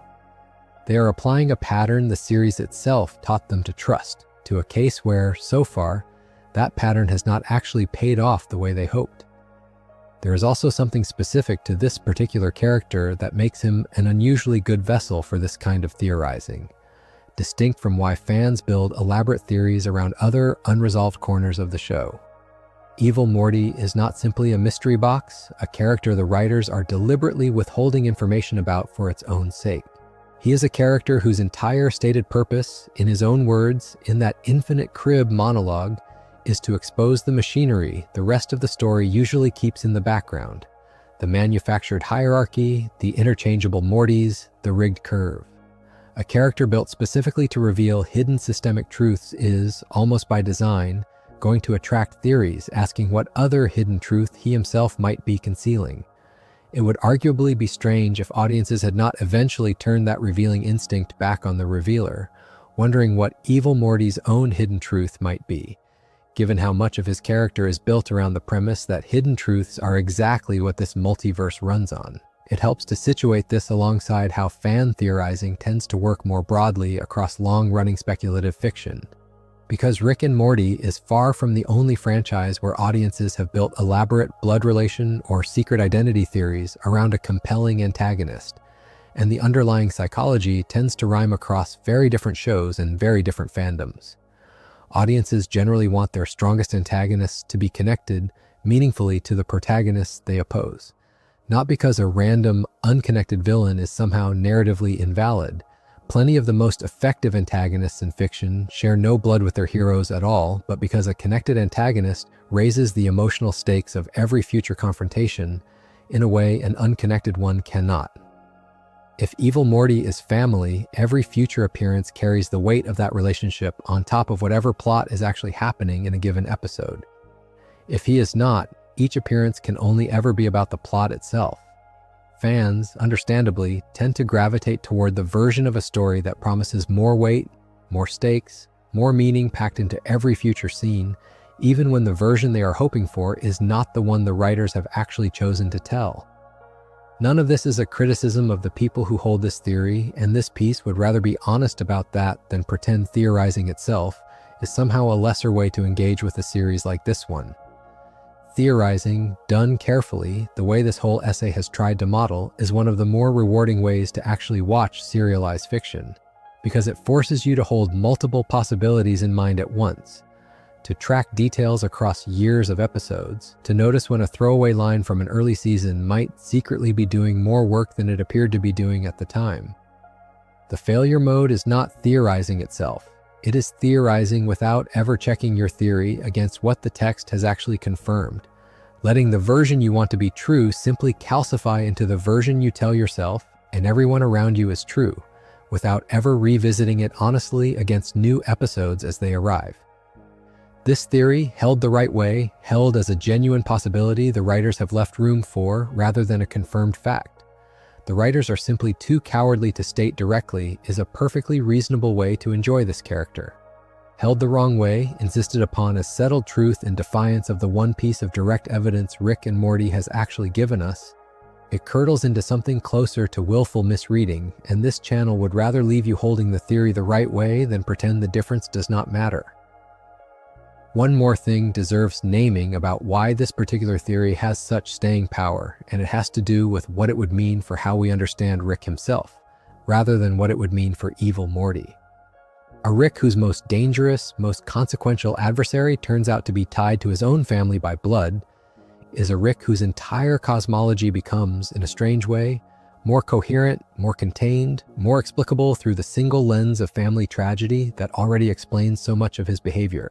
It offers a kind of narrative economy that audiences often find satisfying, one wound explaining multiple scars rather than a constantly expanding cast of unrelated threats, each requiring their own separate explanation. Whether or not the series ever actually delivers that economy is, as we have spent this entire analysis establishing, still an open question. But understanding why audiences want Rick's entire story to eventually collapse back down into one continuous family tragedy rather than a scattered collection of separate ones, tells you something true about how people watch television, even in the cases where the theory itself does not turn out to be true. So let us put everything on the table at once, plainly, without hedging further than the evidence actually requires. Because after this much ground covered, you deserve a clean, final accounting rather than another layer of qualification piled on top of everything that has already been said. Here is what is confirmed, verified, and not up for debate. Evil Morty exists as a distinct character with a documented history, running from an unnamed puppet master in the series' first season through a patient political rise inside the Citadel of Ricks, to the figure who exposed and then destroyed the entire Central Finite Curve system, to a reluctant wartime ally, to a blackmailer defeated and currently held by forces outside the show's ordinary rules. Rick C-137's family tragedy is confirmed, a wife and daughter killed by another Rick, a bombing Rick himself spent years denying, a truth that took most of a decade of broadcast time to fully surface. Rick Prime's identity, motive, and death are confirmed, along with the multiversal erasure of Diane by the Omega device. An erasure with no loophole, no alternate timeline exception, no softer version anywhere in this aired cosmology. The Citadel's institutional practice of manufacturing and swapping Mortys with false memories is confirmed on screen in one of the series' most acclaimed episodes. And through solid, cross-checked secondary reporting rather than a single dramatic on-screen speech, it is understood that the Morty this series has followed since its first episode is the biological grandson of Rick Prime rather than of the Rick who actually raised him. Here's what Evil Morty's own confirmed origin, given directly on screen in Unmortrican, actually tells us, and it is the single heaviest weight on the scale against this piece's central theory. He had his own Rick, his own dimension, his own specific act of violence, born from his own specific breaking point, entirely self-contained, requiring no connection whatsoever to Rick C-137's family in order to make complete narrative sense. That is not an absence of evidence for the swap theory. It is the presence of a different, competing, on-screen answer to the exact question the theory is trying to resolve. Here is what remains truly unresolved, deliberately or otherwise. No line of dialogue anywhere in the aired run explicitly states that Evil Morty's dimension has zero connection to any earlier branching point in Rick C-137's family history further back than the writers have ever bothered to specify. No scene confirms or denies whether Rick himself has ever suspected anything unusual about the boy he has raised, now that the Rick Prime grandson material is factored in. No episode has directly addressed why Evil Morty, of all the Ricks and Mortys in this enormous cast, is the one who ends up cooperating with this particular Rick when the stakes are highest. Beyond a mutual convenience the story never digs deeper into. Those are real gaps, and a careful viewer is allowed to wonder about them without being accused of inventing evidence out of nothing. Weighing all of that honestly, the fair verdict this analysis can offer is this. The theory that Evil Morty is, in some literal sense, Rick C-137's original grandson is not supported by current canon, and the one piece of direct evidence we have been given on the subject actively points the other way. It is not, however, an unreasonable theory to hold because it is built out of patterns the series itself established, deliberately across a decade of storytelling. Replaceable Mortys, unstable identities, delayed reveals that recontextualize everything that came before them, and a real, verified, already strange lineage twist involving the show's own leads that the swap theory's advocates were, in a sense, gesturing toward all along, just aimed at the wrong specific character. This is a theory that is currently wrong on the facts and right about the underlying logic, which is a stranger, more interesting place for a piece of fan speculation to land than either fully confirmed or fully debunked would have been. There is a fair question here too about what would actually change this verdict, because a good theory should always be able to tell you what evidence would update it. If some future episode gave Evil Morty a second, earlier flashback, one predating the Rick he is shown killing in Unmortrican, establishing that his dimension branched off from Rick C-137's own family line at some point before that Rick and Morty pair even existed as we know them, the theory would move from unlikely to confirmed overnight. If some future episode had Rick directly acknowledge suspecting a connection, even obliquely, the theory would gain real, textual weight it currently lacks. Absent either of those or something like them, the honest position remains exactly where this account has left it. A compelling, well-constructed piece of fan reading that the show, as of everything currently aired, has not backed up and has in fact given a competing answer to. What this whole exercise leaves you with, more than a verdict on one specific theory, is something closer to a working method for approaching every other unresolved question Rick and Morty has ever raised, and every one it will raise going forward. The series rewards patience, rewards rereading old episodes with new information, rewards holding multiple possibilities open at once without collapsing them prematurely into certainty in either direction. This theory, examined properly, is a demonstration of that method working exactly as it should, arriving not at a triumphant yes or a dismissive no, but at an honest, detailed account of exactly how far the evidence goes and exactly where it stops. There is a broader idea worth pulling out of everything covered so far, one that matters whether or not the specific swap theory this essay has been testing ever turns out to be true, because it says something about what this series actually believes family means, once you strip away the science fiction machinery and look at what is actually being argued underneath it. Rick and Morty has spent years building a multiverse where family, in the ordinary biological sense, keeps turning out to be beside the point. The Rick raising Morty is not his biological grandfather. The dimension Rick and Morty currently occupy is not the one they were born into, having slid into a dead pair's life after the Cronenberg catastrophe. The Citadel manufactures Mortys on demand with false memories built in to smooth the substitution over. Even Beth's own authenticity, clone or original, is left permanently unresolved by design. Against that backdrop, the question of whether Evil Morty specifically shares blood with this family almost starts to feel like the wrong question to be asking, not because it does not matter, but because this series has spent a decade demonstrating that blood was never really the thing holding any of these relationships together in the first place. This is the part that gets me, if I'm honest about it, more than any single reveal covered across this entire essay. The fact that Rick chooses Morty anyway. Not the ordinary Morty specifically, though that matters too, but the entire pattern of choosing, over and over across every season, to keep this particular relationship alive, despite every reason the story gives Rick to walk away from it. A grandson who is not, biologically, his own line. A version of the character who has, across the run of the series, been endangered, traumatized, occasionally furious with him, and whom Rick has, in turn, dismissed, endangered, and occasionally, in his own clumsy way, actually tried to protect, sometimes in the same episode. If this series believed biology were the thing that mattered, Rick abandoning Morty the moment the Rick Prime grandson material became true, even hypothetically, even if he never learns it on screen, would make a certain cold sense. He does not. Whatever holds this specific Rick to this specific Morty, it survives contact with a piece of information that would have ended plenty of other fictional family bonds on the spot. Set that against Evil Morty, and the theory this entire piece has been examining takes on a slightly different shape than a simple, factual dispute about who counts as family by blood. Evil Morty is, by his own account, and by everything the series has confirmed about his origin, a Morty who did not get chosen. His own Rick told him, when it mattered most, that he could just quit, precisely the opposite of the choosing this section has just spent time describing. Where Rick C-137's Morty gets a flawed, difficult, occasionally cruel version of being kept anyway, Evil Morty gets abandonment dressed up as permission. A Rick who would rather lose him than adjust his own behavior even slightly. whatever else separates these two Mortys, and this analysis has spent a great deal of time establishing that canon currently keeps their family lines entirely separate.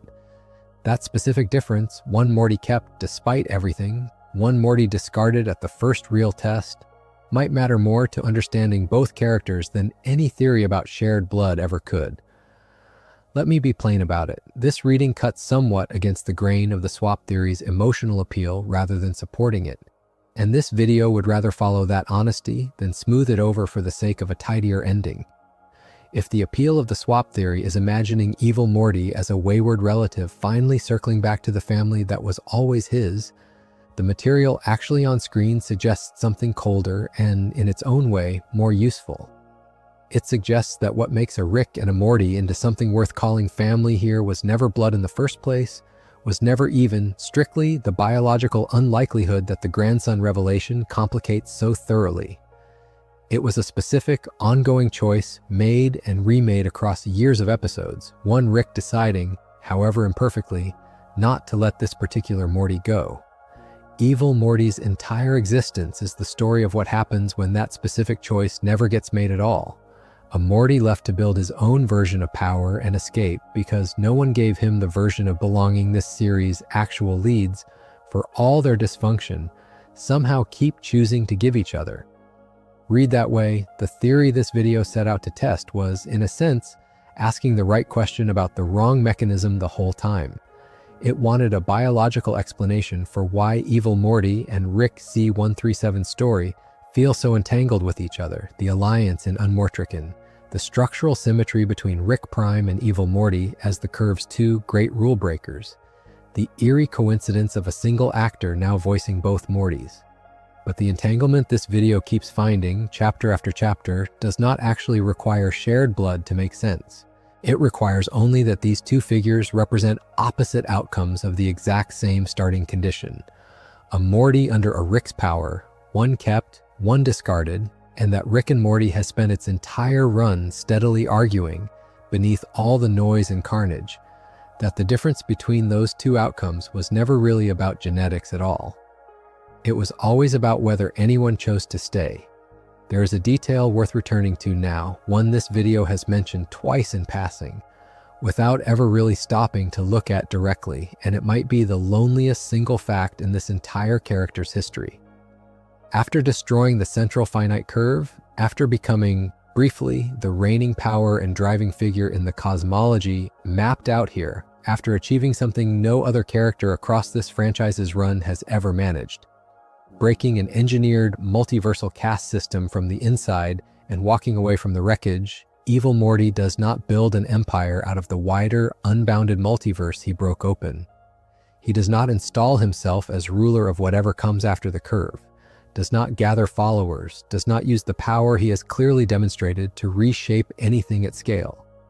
As far as we have been told, he goes somewhere quiet and stays there, alone, resurfacing only when circumstances specifically require it. First to help Rick hunt Rick Prime, later to attempt a blackmail scheme that ultimately fails and gets him captured. That is a strange shape for a victory to take, if it is even fair to call it a victory at all. Every other character in Rick and Morty who accumulates this kind of power tends to do something with it, expand, conquer, rule, or at minimum keep pushing outward to see how far the power extends. Evil Morty having proven more thoroughly than anyone else in this franchise's history that the entire structure of Rick supremacy across the curve was never as fixed as it appeared, simply stops. He retreats to what the writing frames as a private, isolated existence outside the boundary of everything he just destroyed, and we get no indication that he's doing anything constructive with the freedom he fought so hard to win. He is not shown building anything, he is not shown mentoring anyone, or organizing other escaped Mortys into some kind of ongoing project. He is shown, when we do see him again, essentially alone, still operating on his own, still solving his own problems with his own resources, years after his single greatest triumph. There is a reading worth taking seriously here, marked clearly as interpretation rather than anything stated outright, that this isolation is not an oversight in how the character was written, but the entire point of who he actually is. Go back to his origin, the one piece of hard information Unmortrican actually gives us. He did not become who he is through community, through solidarity with other mistreated Mortys, through any kind of collective action at all.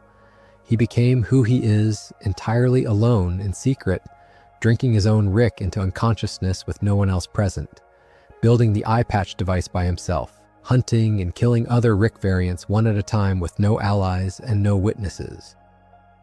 Every single stage of his transformation, from ordinary mistreated Morty to the figure who eventually blew a hole through the curve, happens in isolation. It would be strange, given that origin, for the character to suddenly become a collaborative, community-minded figure the moment he achieves power. The isolation was never a temporary condition on the way to something else. It was the method, the whole way through, and it appears to have simply become the permanent shape of his life, once there was nothing left in the old system worth fighting. This matters for the theory this video has spent so much time examining, because it complicates one of the swap theory's more optimistic undercurrents. The idea that if Evil Morty really were connected to Rick C-137's family, some kind of reunion or reconciliation might eventually be possible. That blood might pull him back toward warmth the way it sometimes does in more sentimental fiction. Everything Rick and Morty has actually confirmed about how Evil Morty operates argues against that reading, regardless of whether the blood connection turns out to be real. He does not seek out connection when he has options. He sought out Rick C-137 specifically because the Rick Prime situation demanded a particular set of skills only he possessed. And the moment that specific need was resolved, he left, exactly the way he appears to leave every situation once its usefulness to him has been exhausted. A character built this thoroughly around self-sufficient isolation is not a character whose story, even under the kindest version of the swap theory, was ever likely to end in some kind of warm family reintegration. If he is connected to this family by blood, the most honest reading of his established behavior suggests that connection would probably remain exactly what the Rick and Alliance already showed us, useful when it needs to be, and otherwise irrelevant to how he actually chooses to live. It is worth holding this alongside Rick himself, because the two of them, whatever else divides them, share this specific trait in a way that is almost uncomfortable to notice directly. Rick C-137 is, across this entire series, also a profoundly isolated figure, someone who pushes away nearly everyone who tries to get close to him, who treats vulnerability as a design flaw to be engineered around rather than a part of living worth tolerating, who has, this whole video has already established, spent years lying to himself rather than face the grief of losing his family. Two figures, one an old man carrying a documented, devastating loss, one a Morty who built his entire life around a single act of premeditated violence against his own Rick, both arriving by very different roads at the same basic conclusion: that being alone is safer, more manageable, more within your own control than letting anyone else in close enough to be lost again, or betrayed again, or simply disappointed in you again.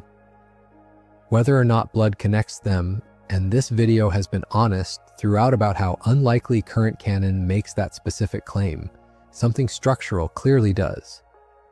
Rick and Morty keeps building its most consequential characters out of the same basic material, brilliant, capable, and thoroughly unable to let themselves be known. And it is hard, having spent this much time with both of their stories side by side, not to wonder whether that shared architecture is the real inheritance running between them, whatever the biology eventually turns out to say. There is something almost sad about imagining Evil Morty right now as of the last confirmed thing we have been told about him.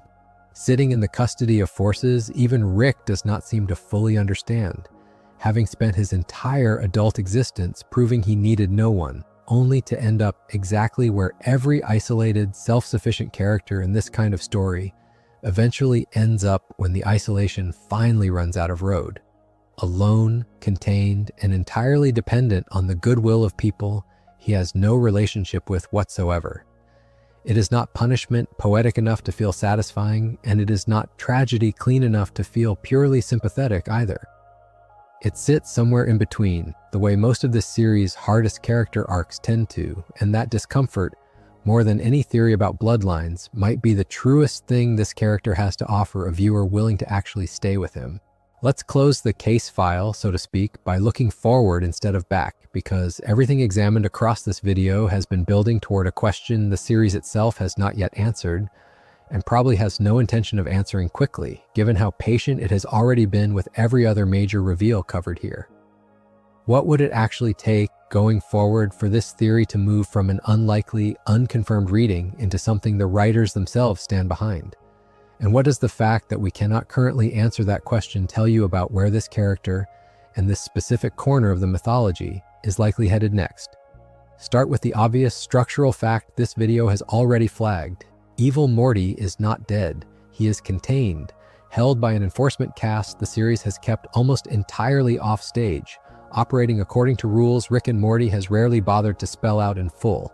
A kind of narrative safety deposit box the writers can reopen whenever they decide there is more story left to tell. Shows do not typically invest this much production time across multiple seasons and more than a decade of real broadcast history, building a character this carefully only to leave him in indefinite, undramatic custody as a permanent resting state. The far more likely outcome, and this is speculation, clearly marked as such, is that some future season brings him back out of that containment, in whatever form the writers decide serves the story they want to tell at that point. The question this video actually cares about is not whether he comes back. It is what kind of return would settle the theory one way or the other, because not every possible return would. A return that simply continues the pattern already established, Evil Morty resurfacing with some new scheme, some new leverage, some new demonstration of how far ahead of everyone else he is thinking, would tell us nothing new about his connection, or lack of one, to Rick C-137's family. That is the version of a return the writers could deliver dozens of times without ever actually resolving the question this entire investigation has been built around.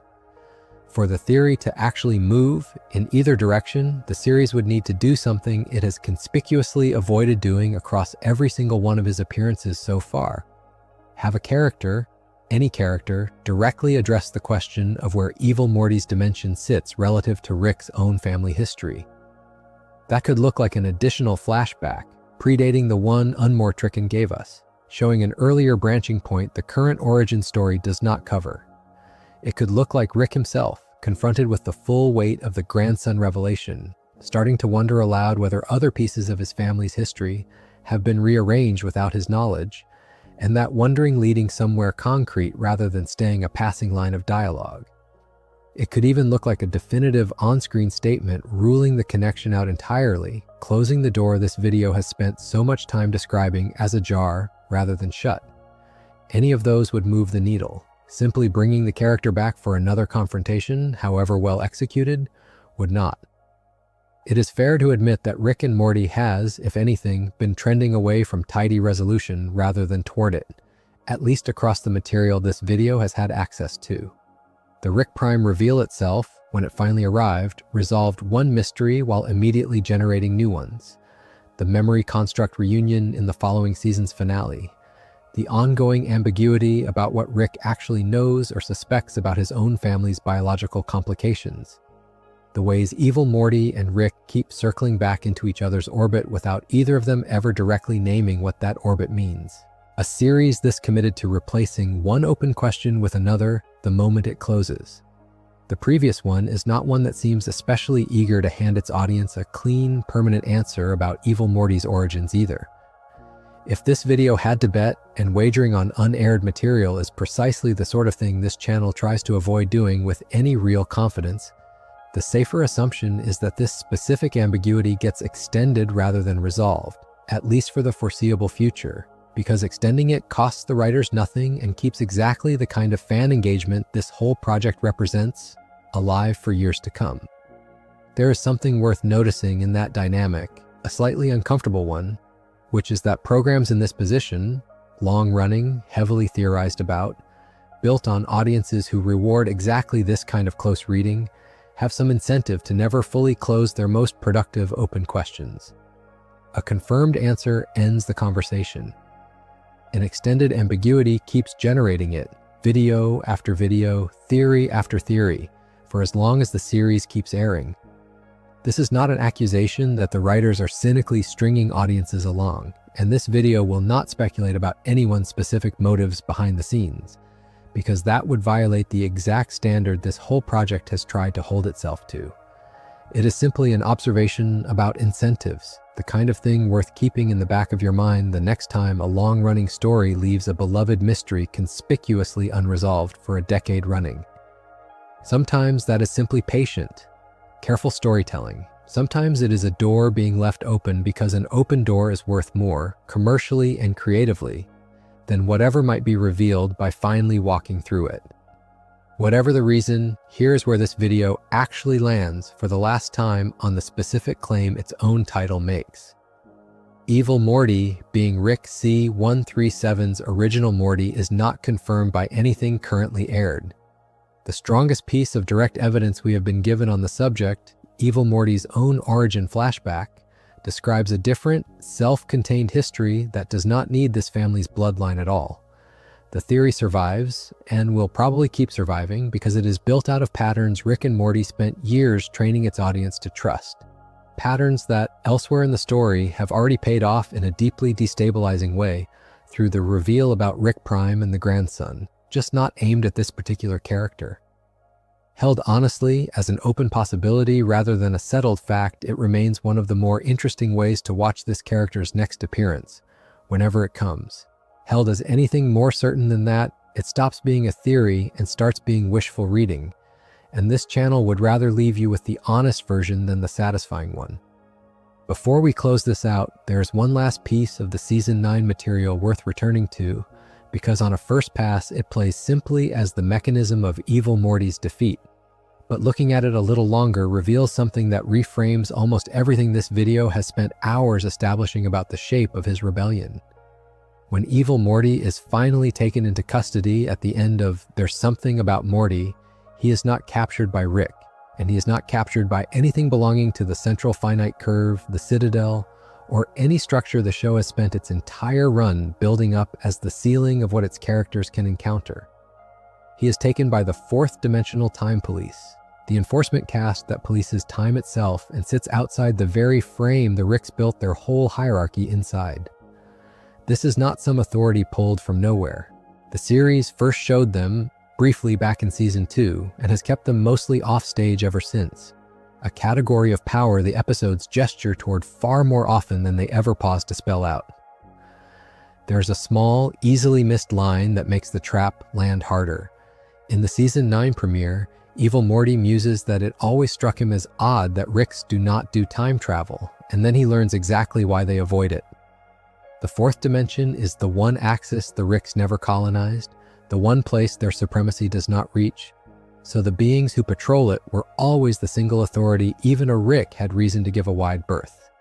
Think about what that means for a character whose entire legend, up to that point, rests on having broken the biggest cage anyone in this story knew existed.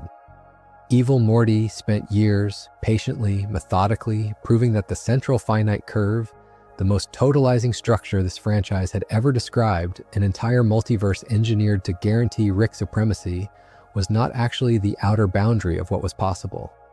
Rather than re-narrate the breach here, it is enough to recall that he blew a hole through it and escaped into a wider, unbounded multiverse that the earlier seasons had treated as functionally inaccessible. By every measure, the audience had been given up to that point.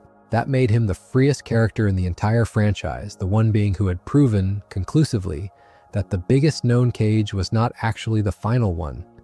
And then, seasons later, it turns out there was a bigger cage after all, though not the kind Evil Morty had ever thought to guard against. This one runs on rules that even the ablest escape artist this franchise has produced did not know existed until it closed around him. And, crucially, it is not a hidden mystery so much as a boundary the Ricks always knew to avoid.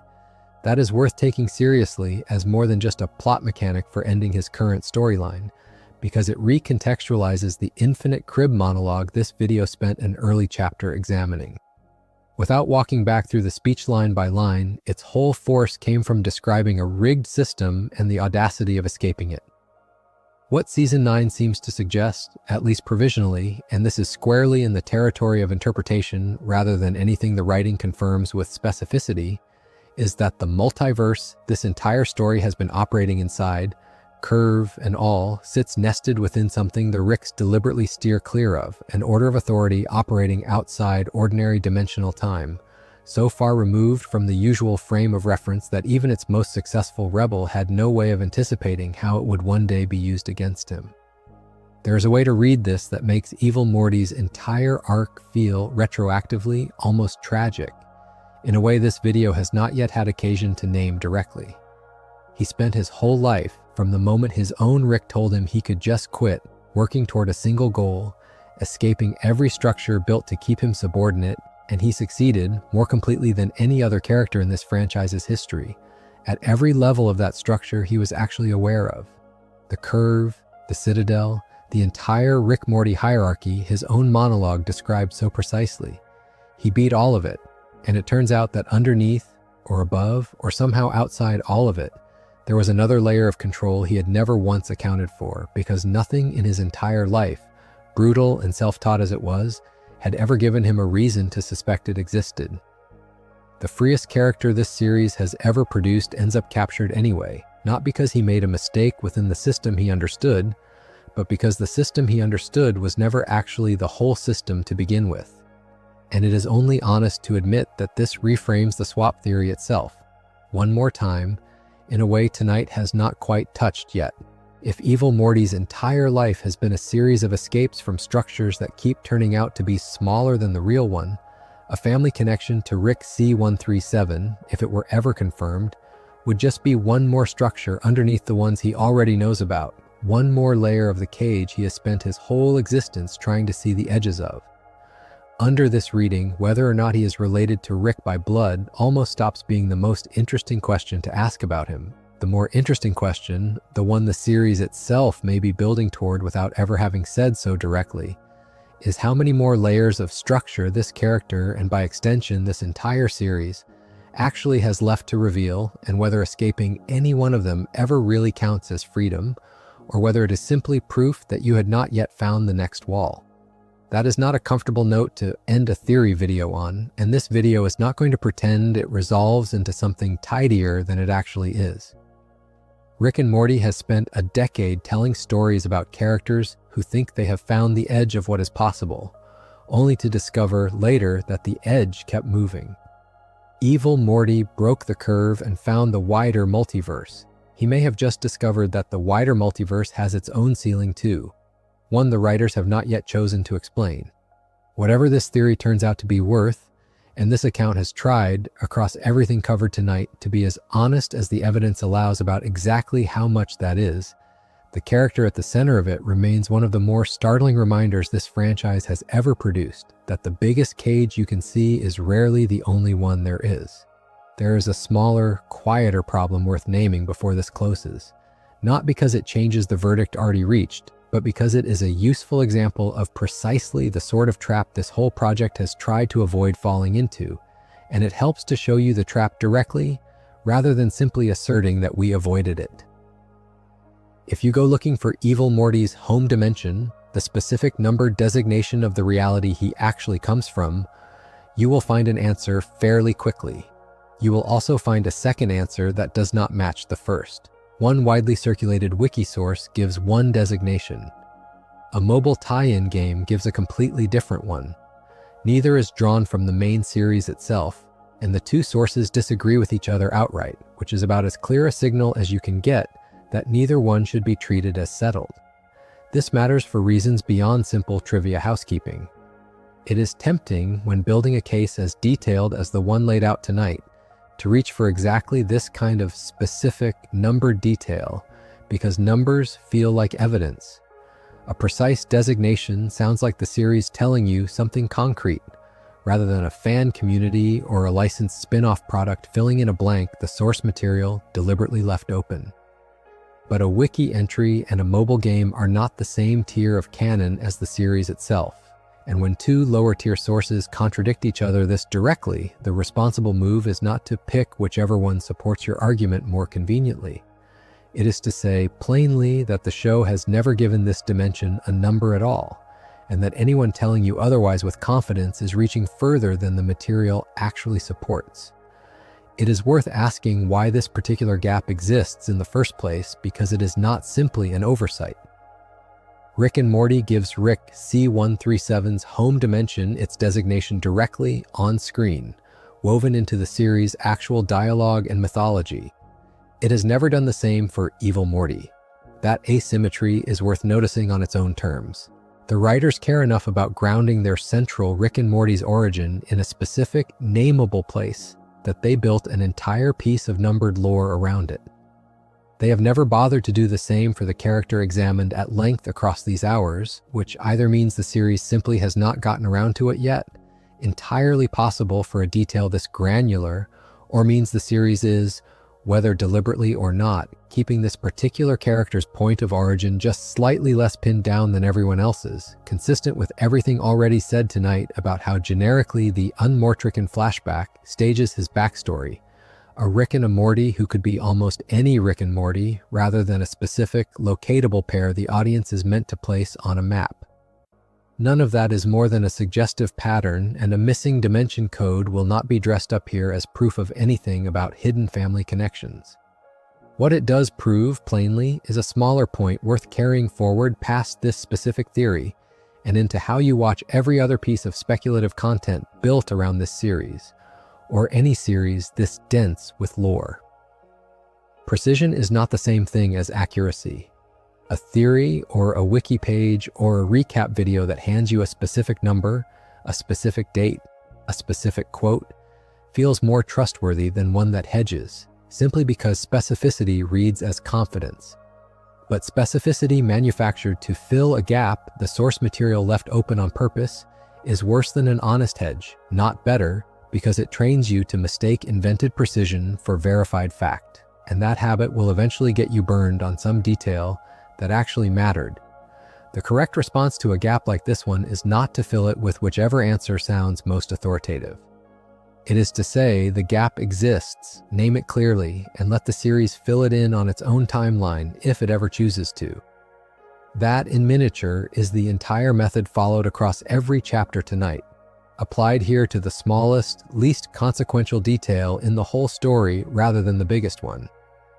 The same discipline that keeps you from stating Evil Morty's dimension code as settled fact is the discipline that keeps you from stating his family connection to Rick C-137 as settled fact either, even when the theory feels emotionally right, even when a decade of forum discussion has repeated it so often it starts to sound confirmed simply through familiarity. Confidence and evidence are not the same currency, and a series this committed to withholding information on its own terms deserves an audience willing to withhold its own certainty in return, at least until the writers decide to hand it over. Pull every thread from tonight together for a moment, because they have been circling the same handful of questions from different angles for a long time now, and it is worth naming plainly what those questions actually are, underneath all the specific episode titles and season numbers. Is a person defined by where they came from or by what they choose to do once they get here? Is family a fact of biology or a decision made and remade, sometimes badly, across years of imperfect behavior? Is escaping one system of control the same thing as being free, or simply proof that you had not yet found the next one?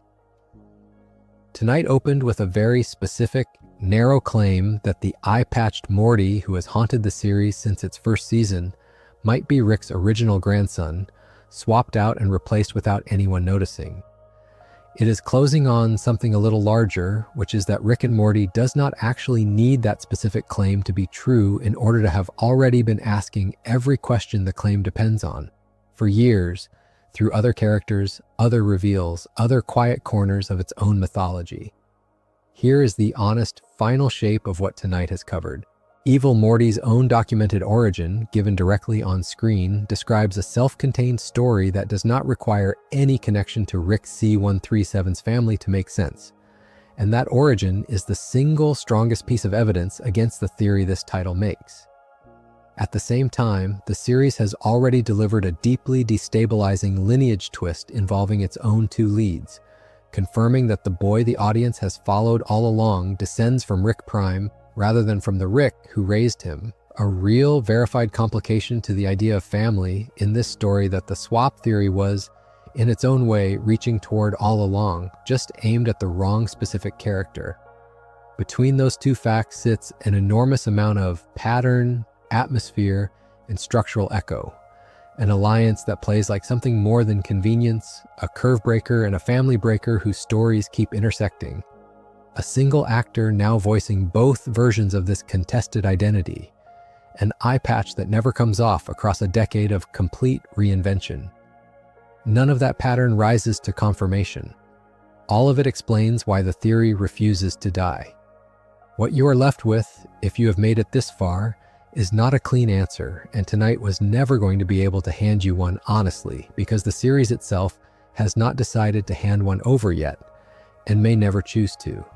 What you are left with instead is a better way of watching whatever Rick and Morty does next with this character, whenever it decides to bring him back out of whatever custody he currently sits in.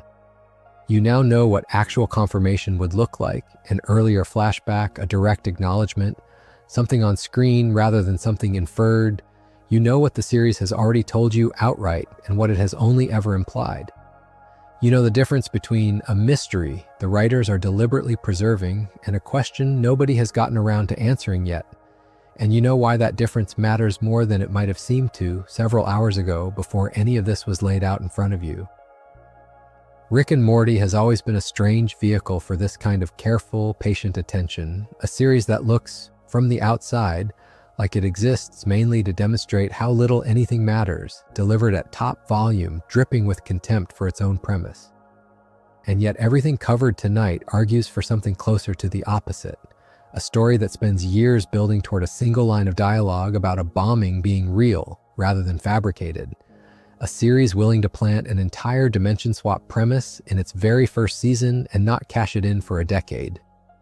A cartoon that gives its most nihilistic character a very specific, very human reason for the nihilism, and then trusts its audience to hold that reason for themselves rather than spelling it out directly. If nothing in this world actually mattered to the people making it, none of that architecture would be necessary.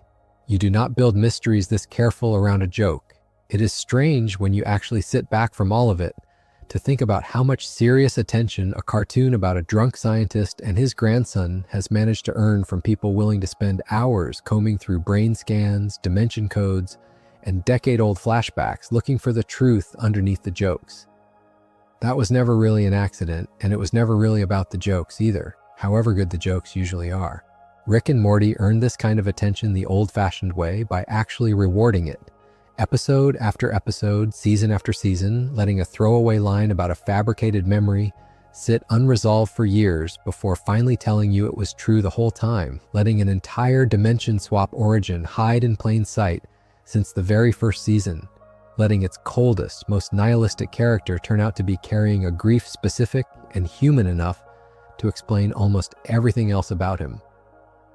A series that did not respect its own audience could never have built a mystery box this patient, or this honest about which parts of it were confirmed and which parts were only ever theory. That is really what all of this has been about, more than any single verdict on Evil Morty's parentage. It has been about the difference between wanting a story to be true and actually checking whether it is, and about how much richer a series gets once you are willing to sit in that gap honestly instead of rushing to close it. Evil Morty is not confirmed to be Rick's original grandson. He is also not confirmed to be nothing more than a stranger who happened to cross this family's path a handful of times. He is something in between, a character the series has trusted its audience to keep wondering about for most of a decade, and that wondering, done carefully, is not a lesser way of loving a piece of fiction than simply waiting to be told the answer. If anything, it is the more active kind of love, the kind that pays attention closely enough to notice when something does not quite add up, and cares enough to go looking for why. There is something worth noticing, one last time, in the fact that the series keeps returning to the same handful of ideas no matter which character it is currently focused on. What makes someone who they are, whether the people we love are the ones we are given or the ones we choose to keep.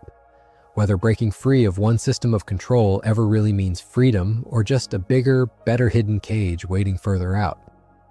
Rick and Morty asks these questions through a time-traveling grandfather and his anxious grandson, and it asks them just as seriously through a boy in an eye patch who broke an entire multiverse rather than stay where he was put. Those are not small questions for a series this willing to be crude and loud and occasionally throw away about almost everything else it touches. And the gap between how silly the show can look on the surface and how seriously it treats its own oldest wounds is, honestly, part of why it has lasted as long as it has. Through a recast, through real controversy, through season after season of raising more questions than it answers.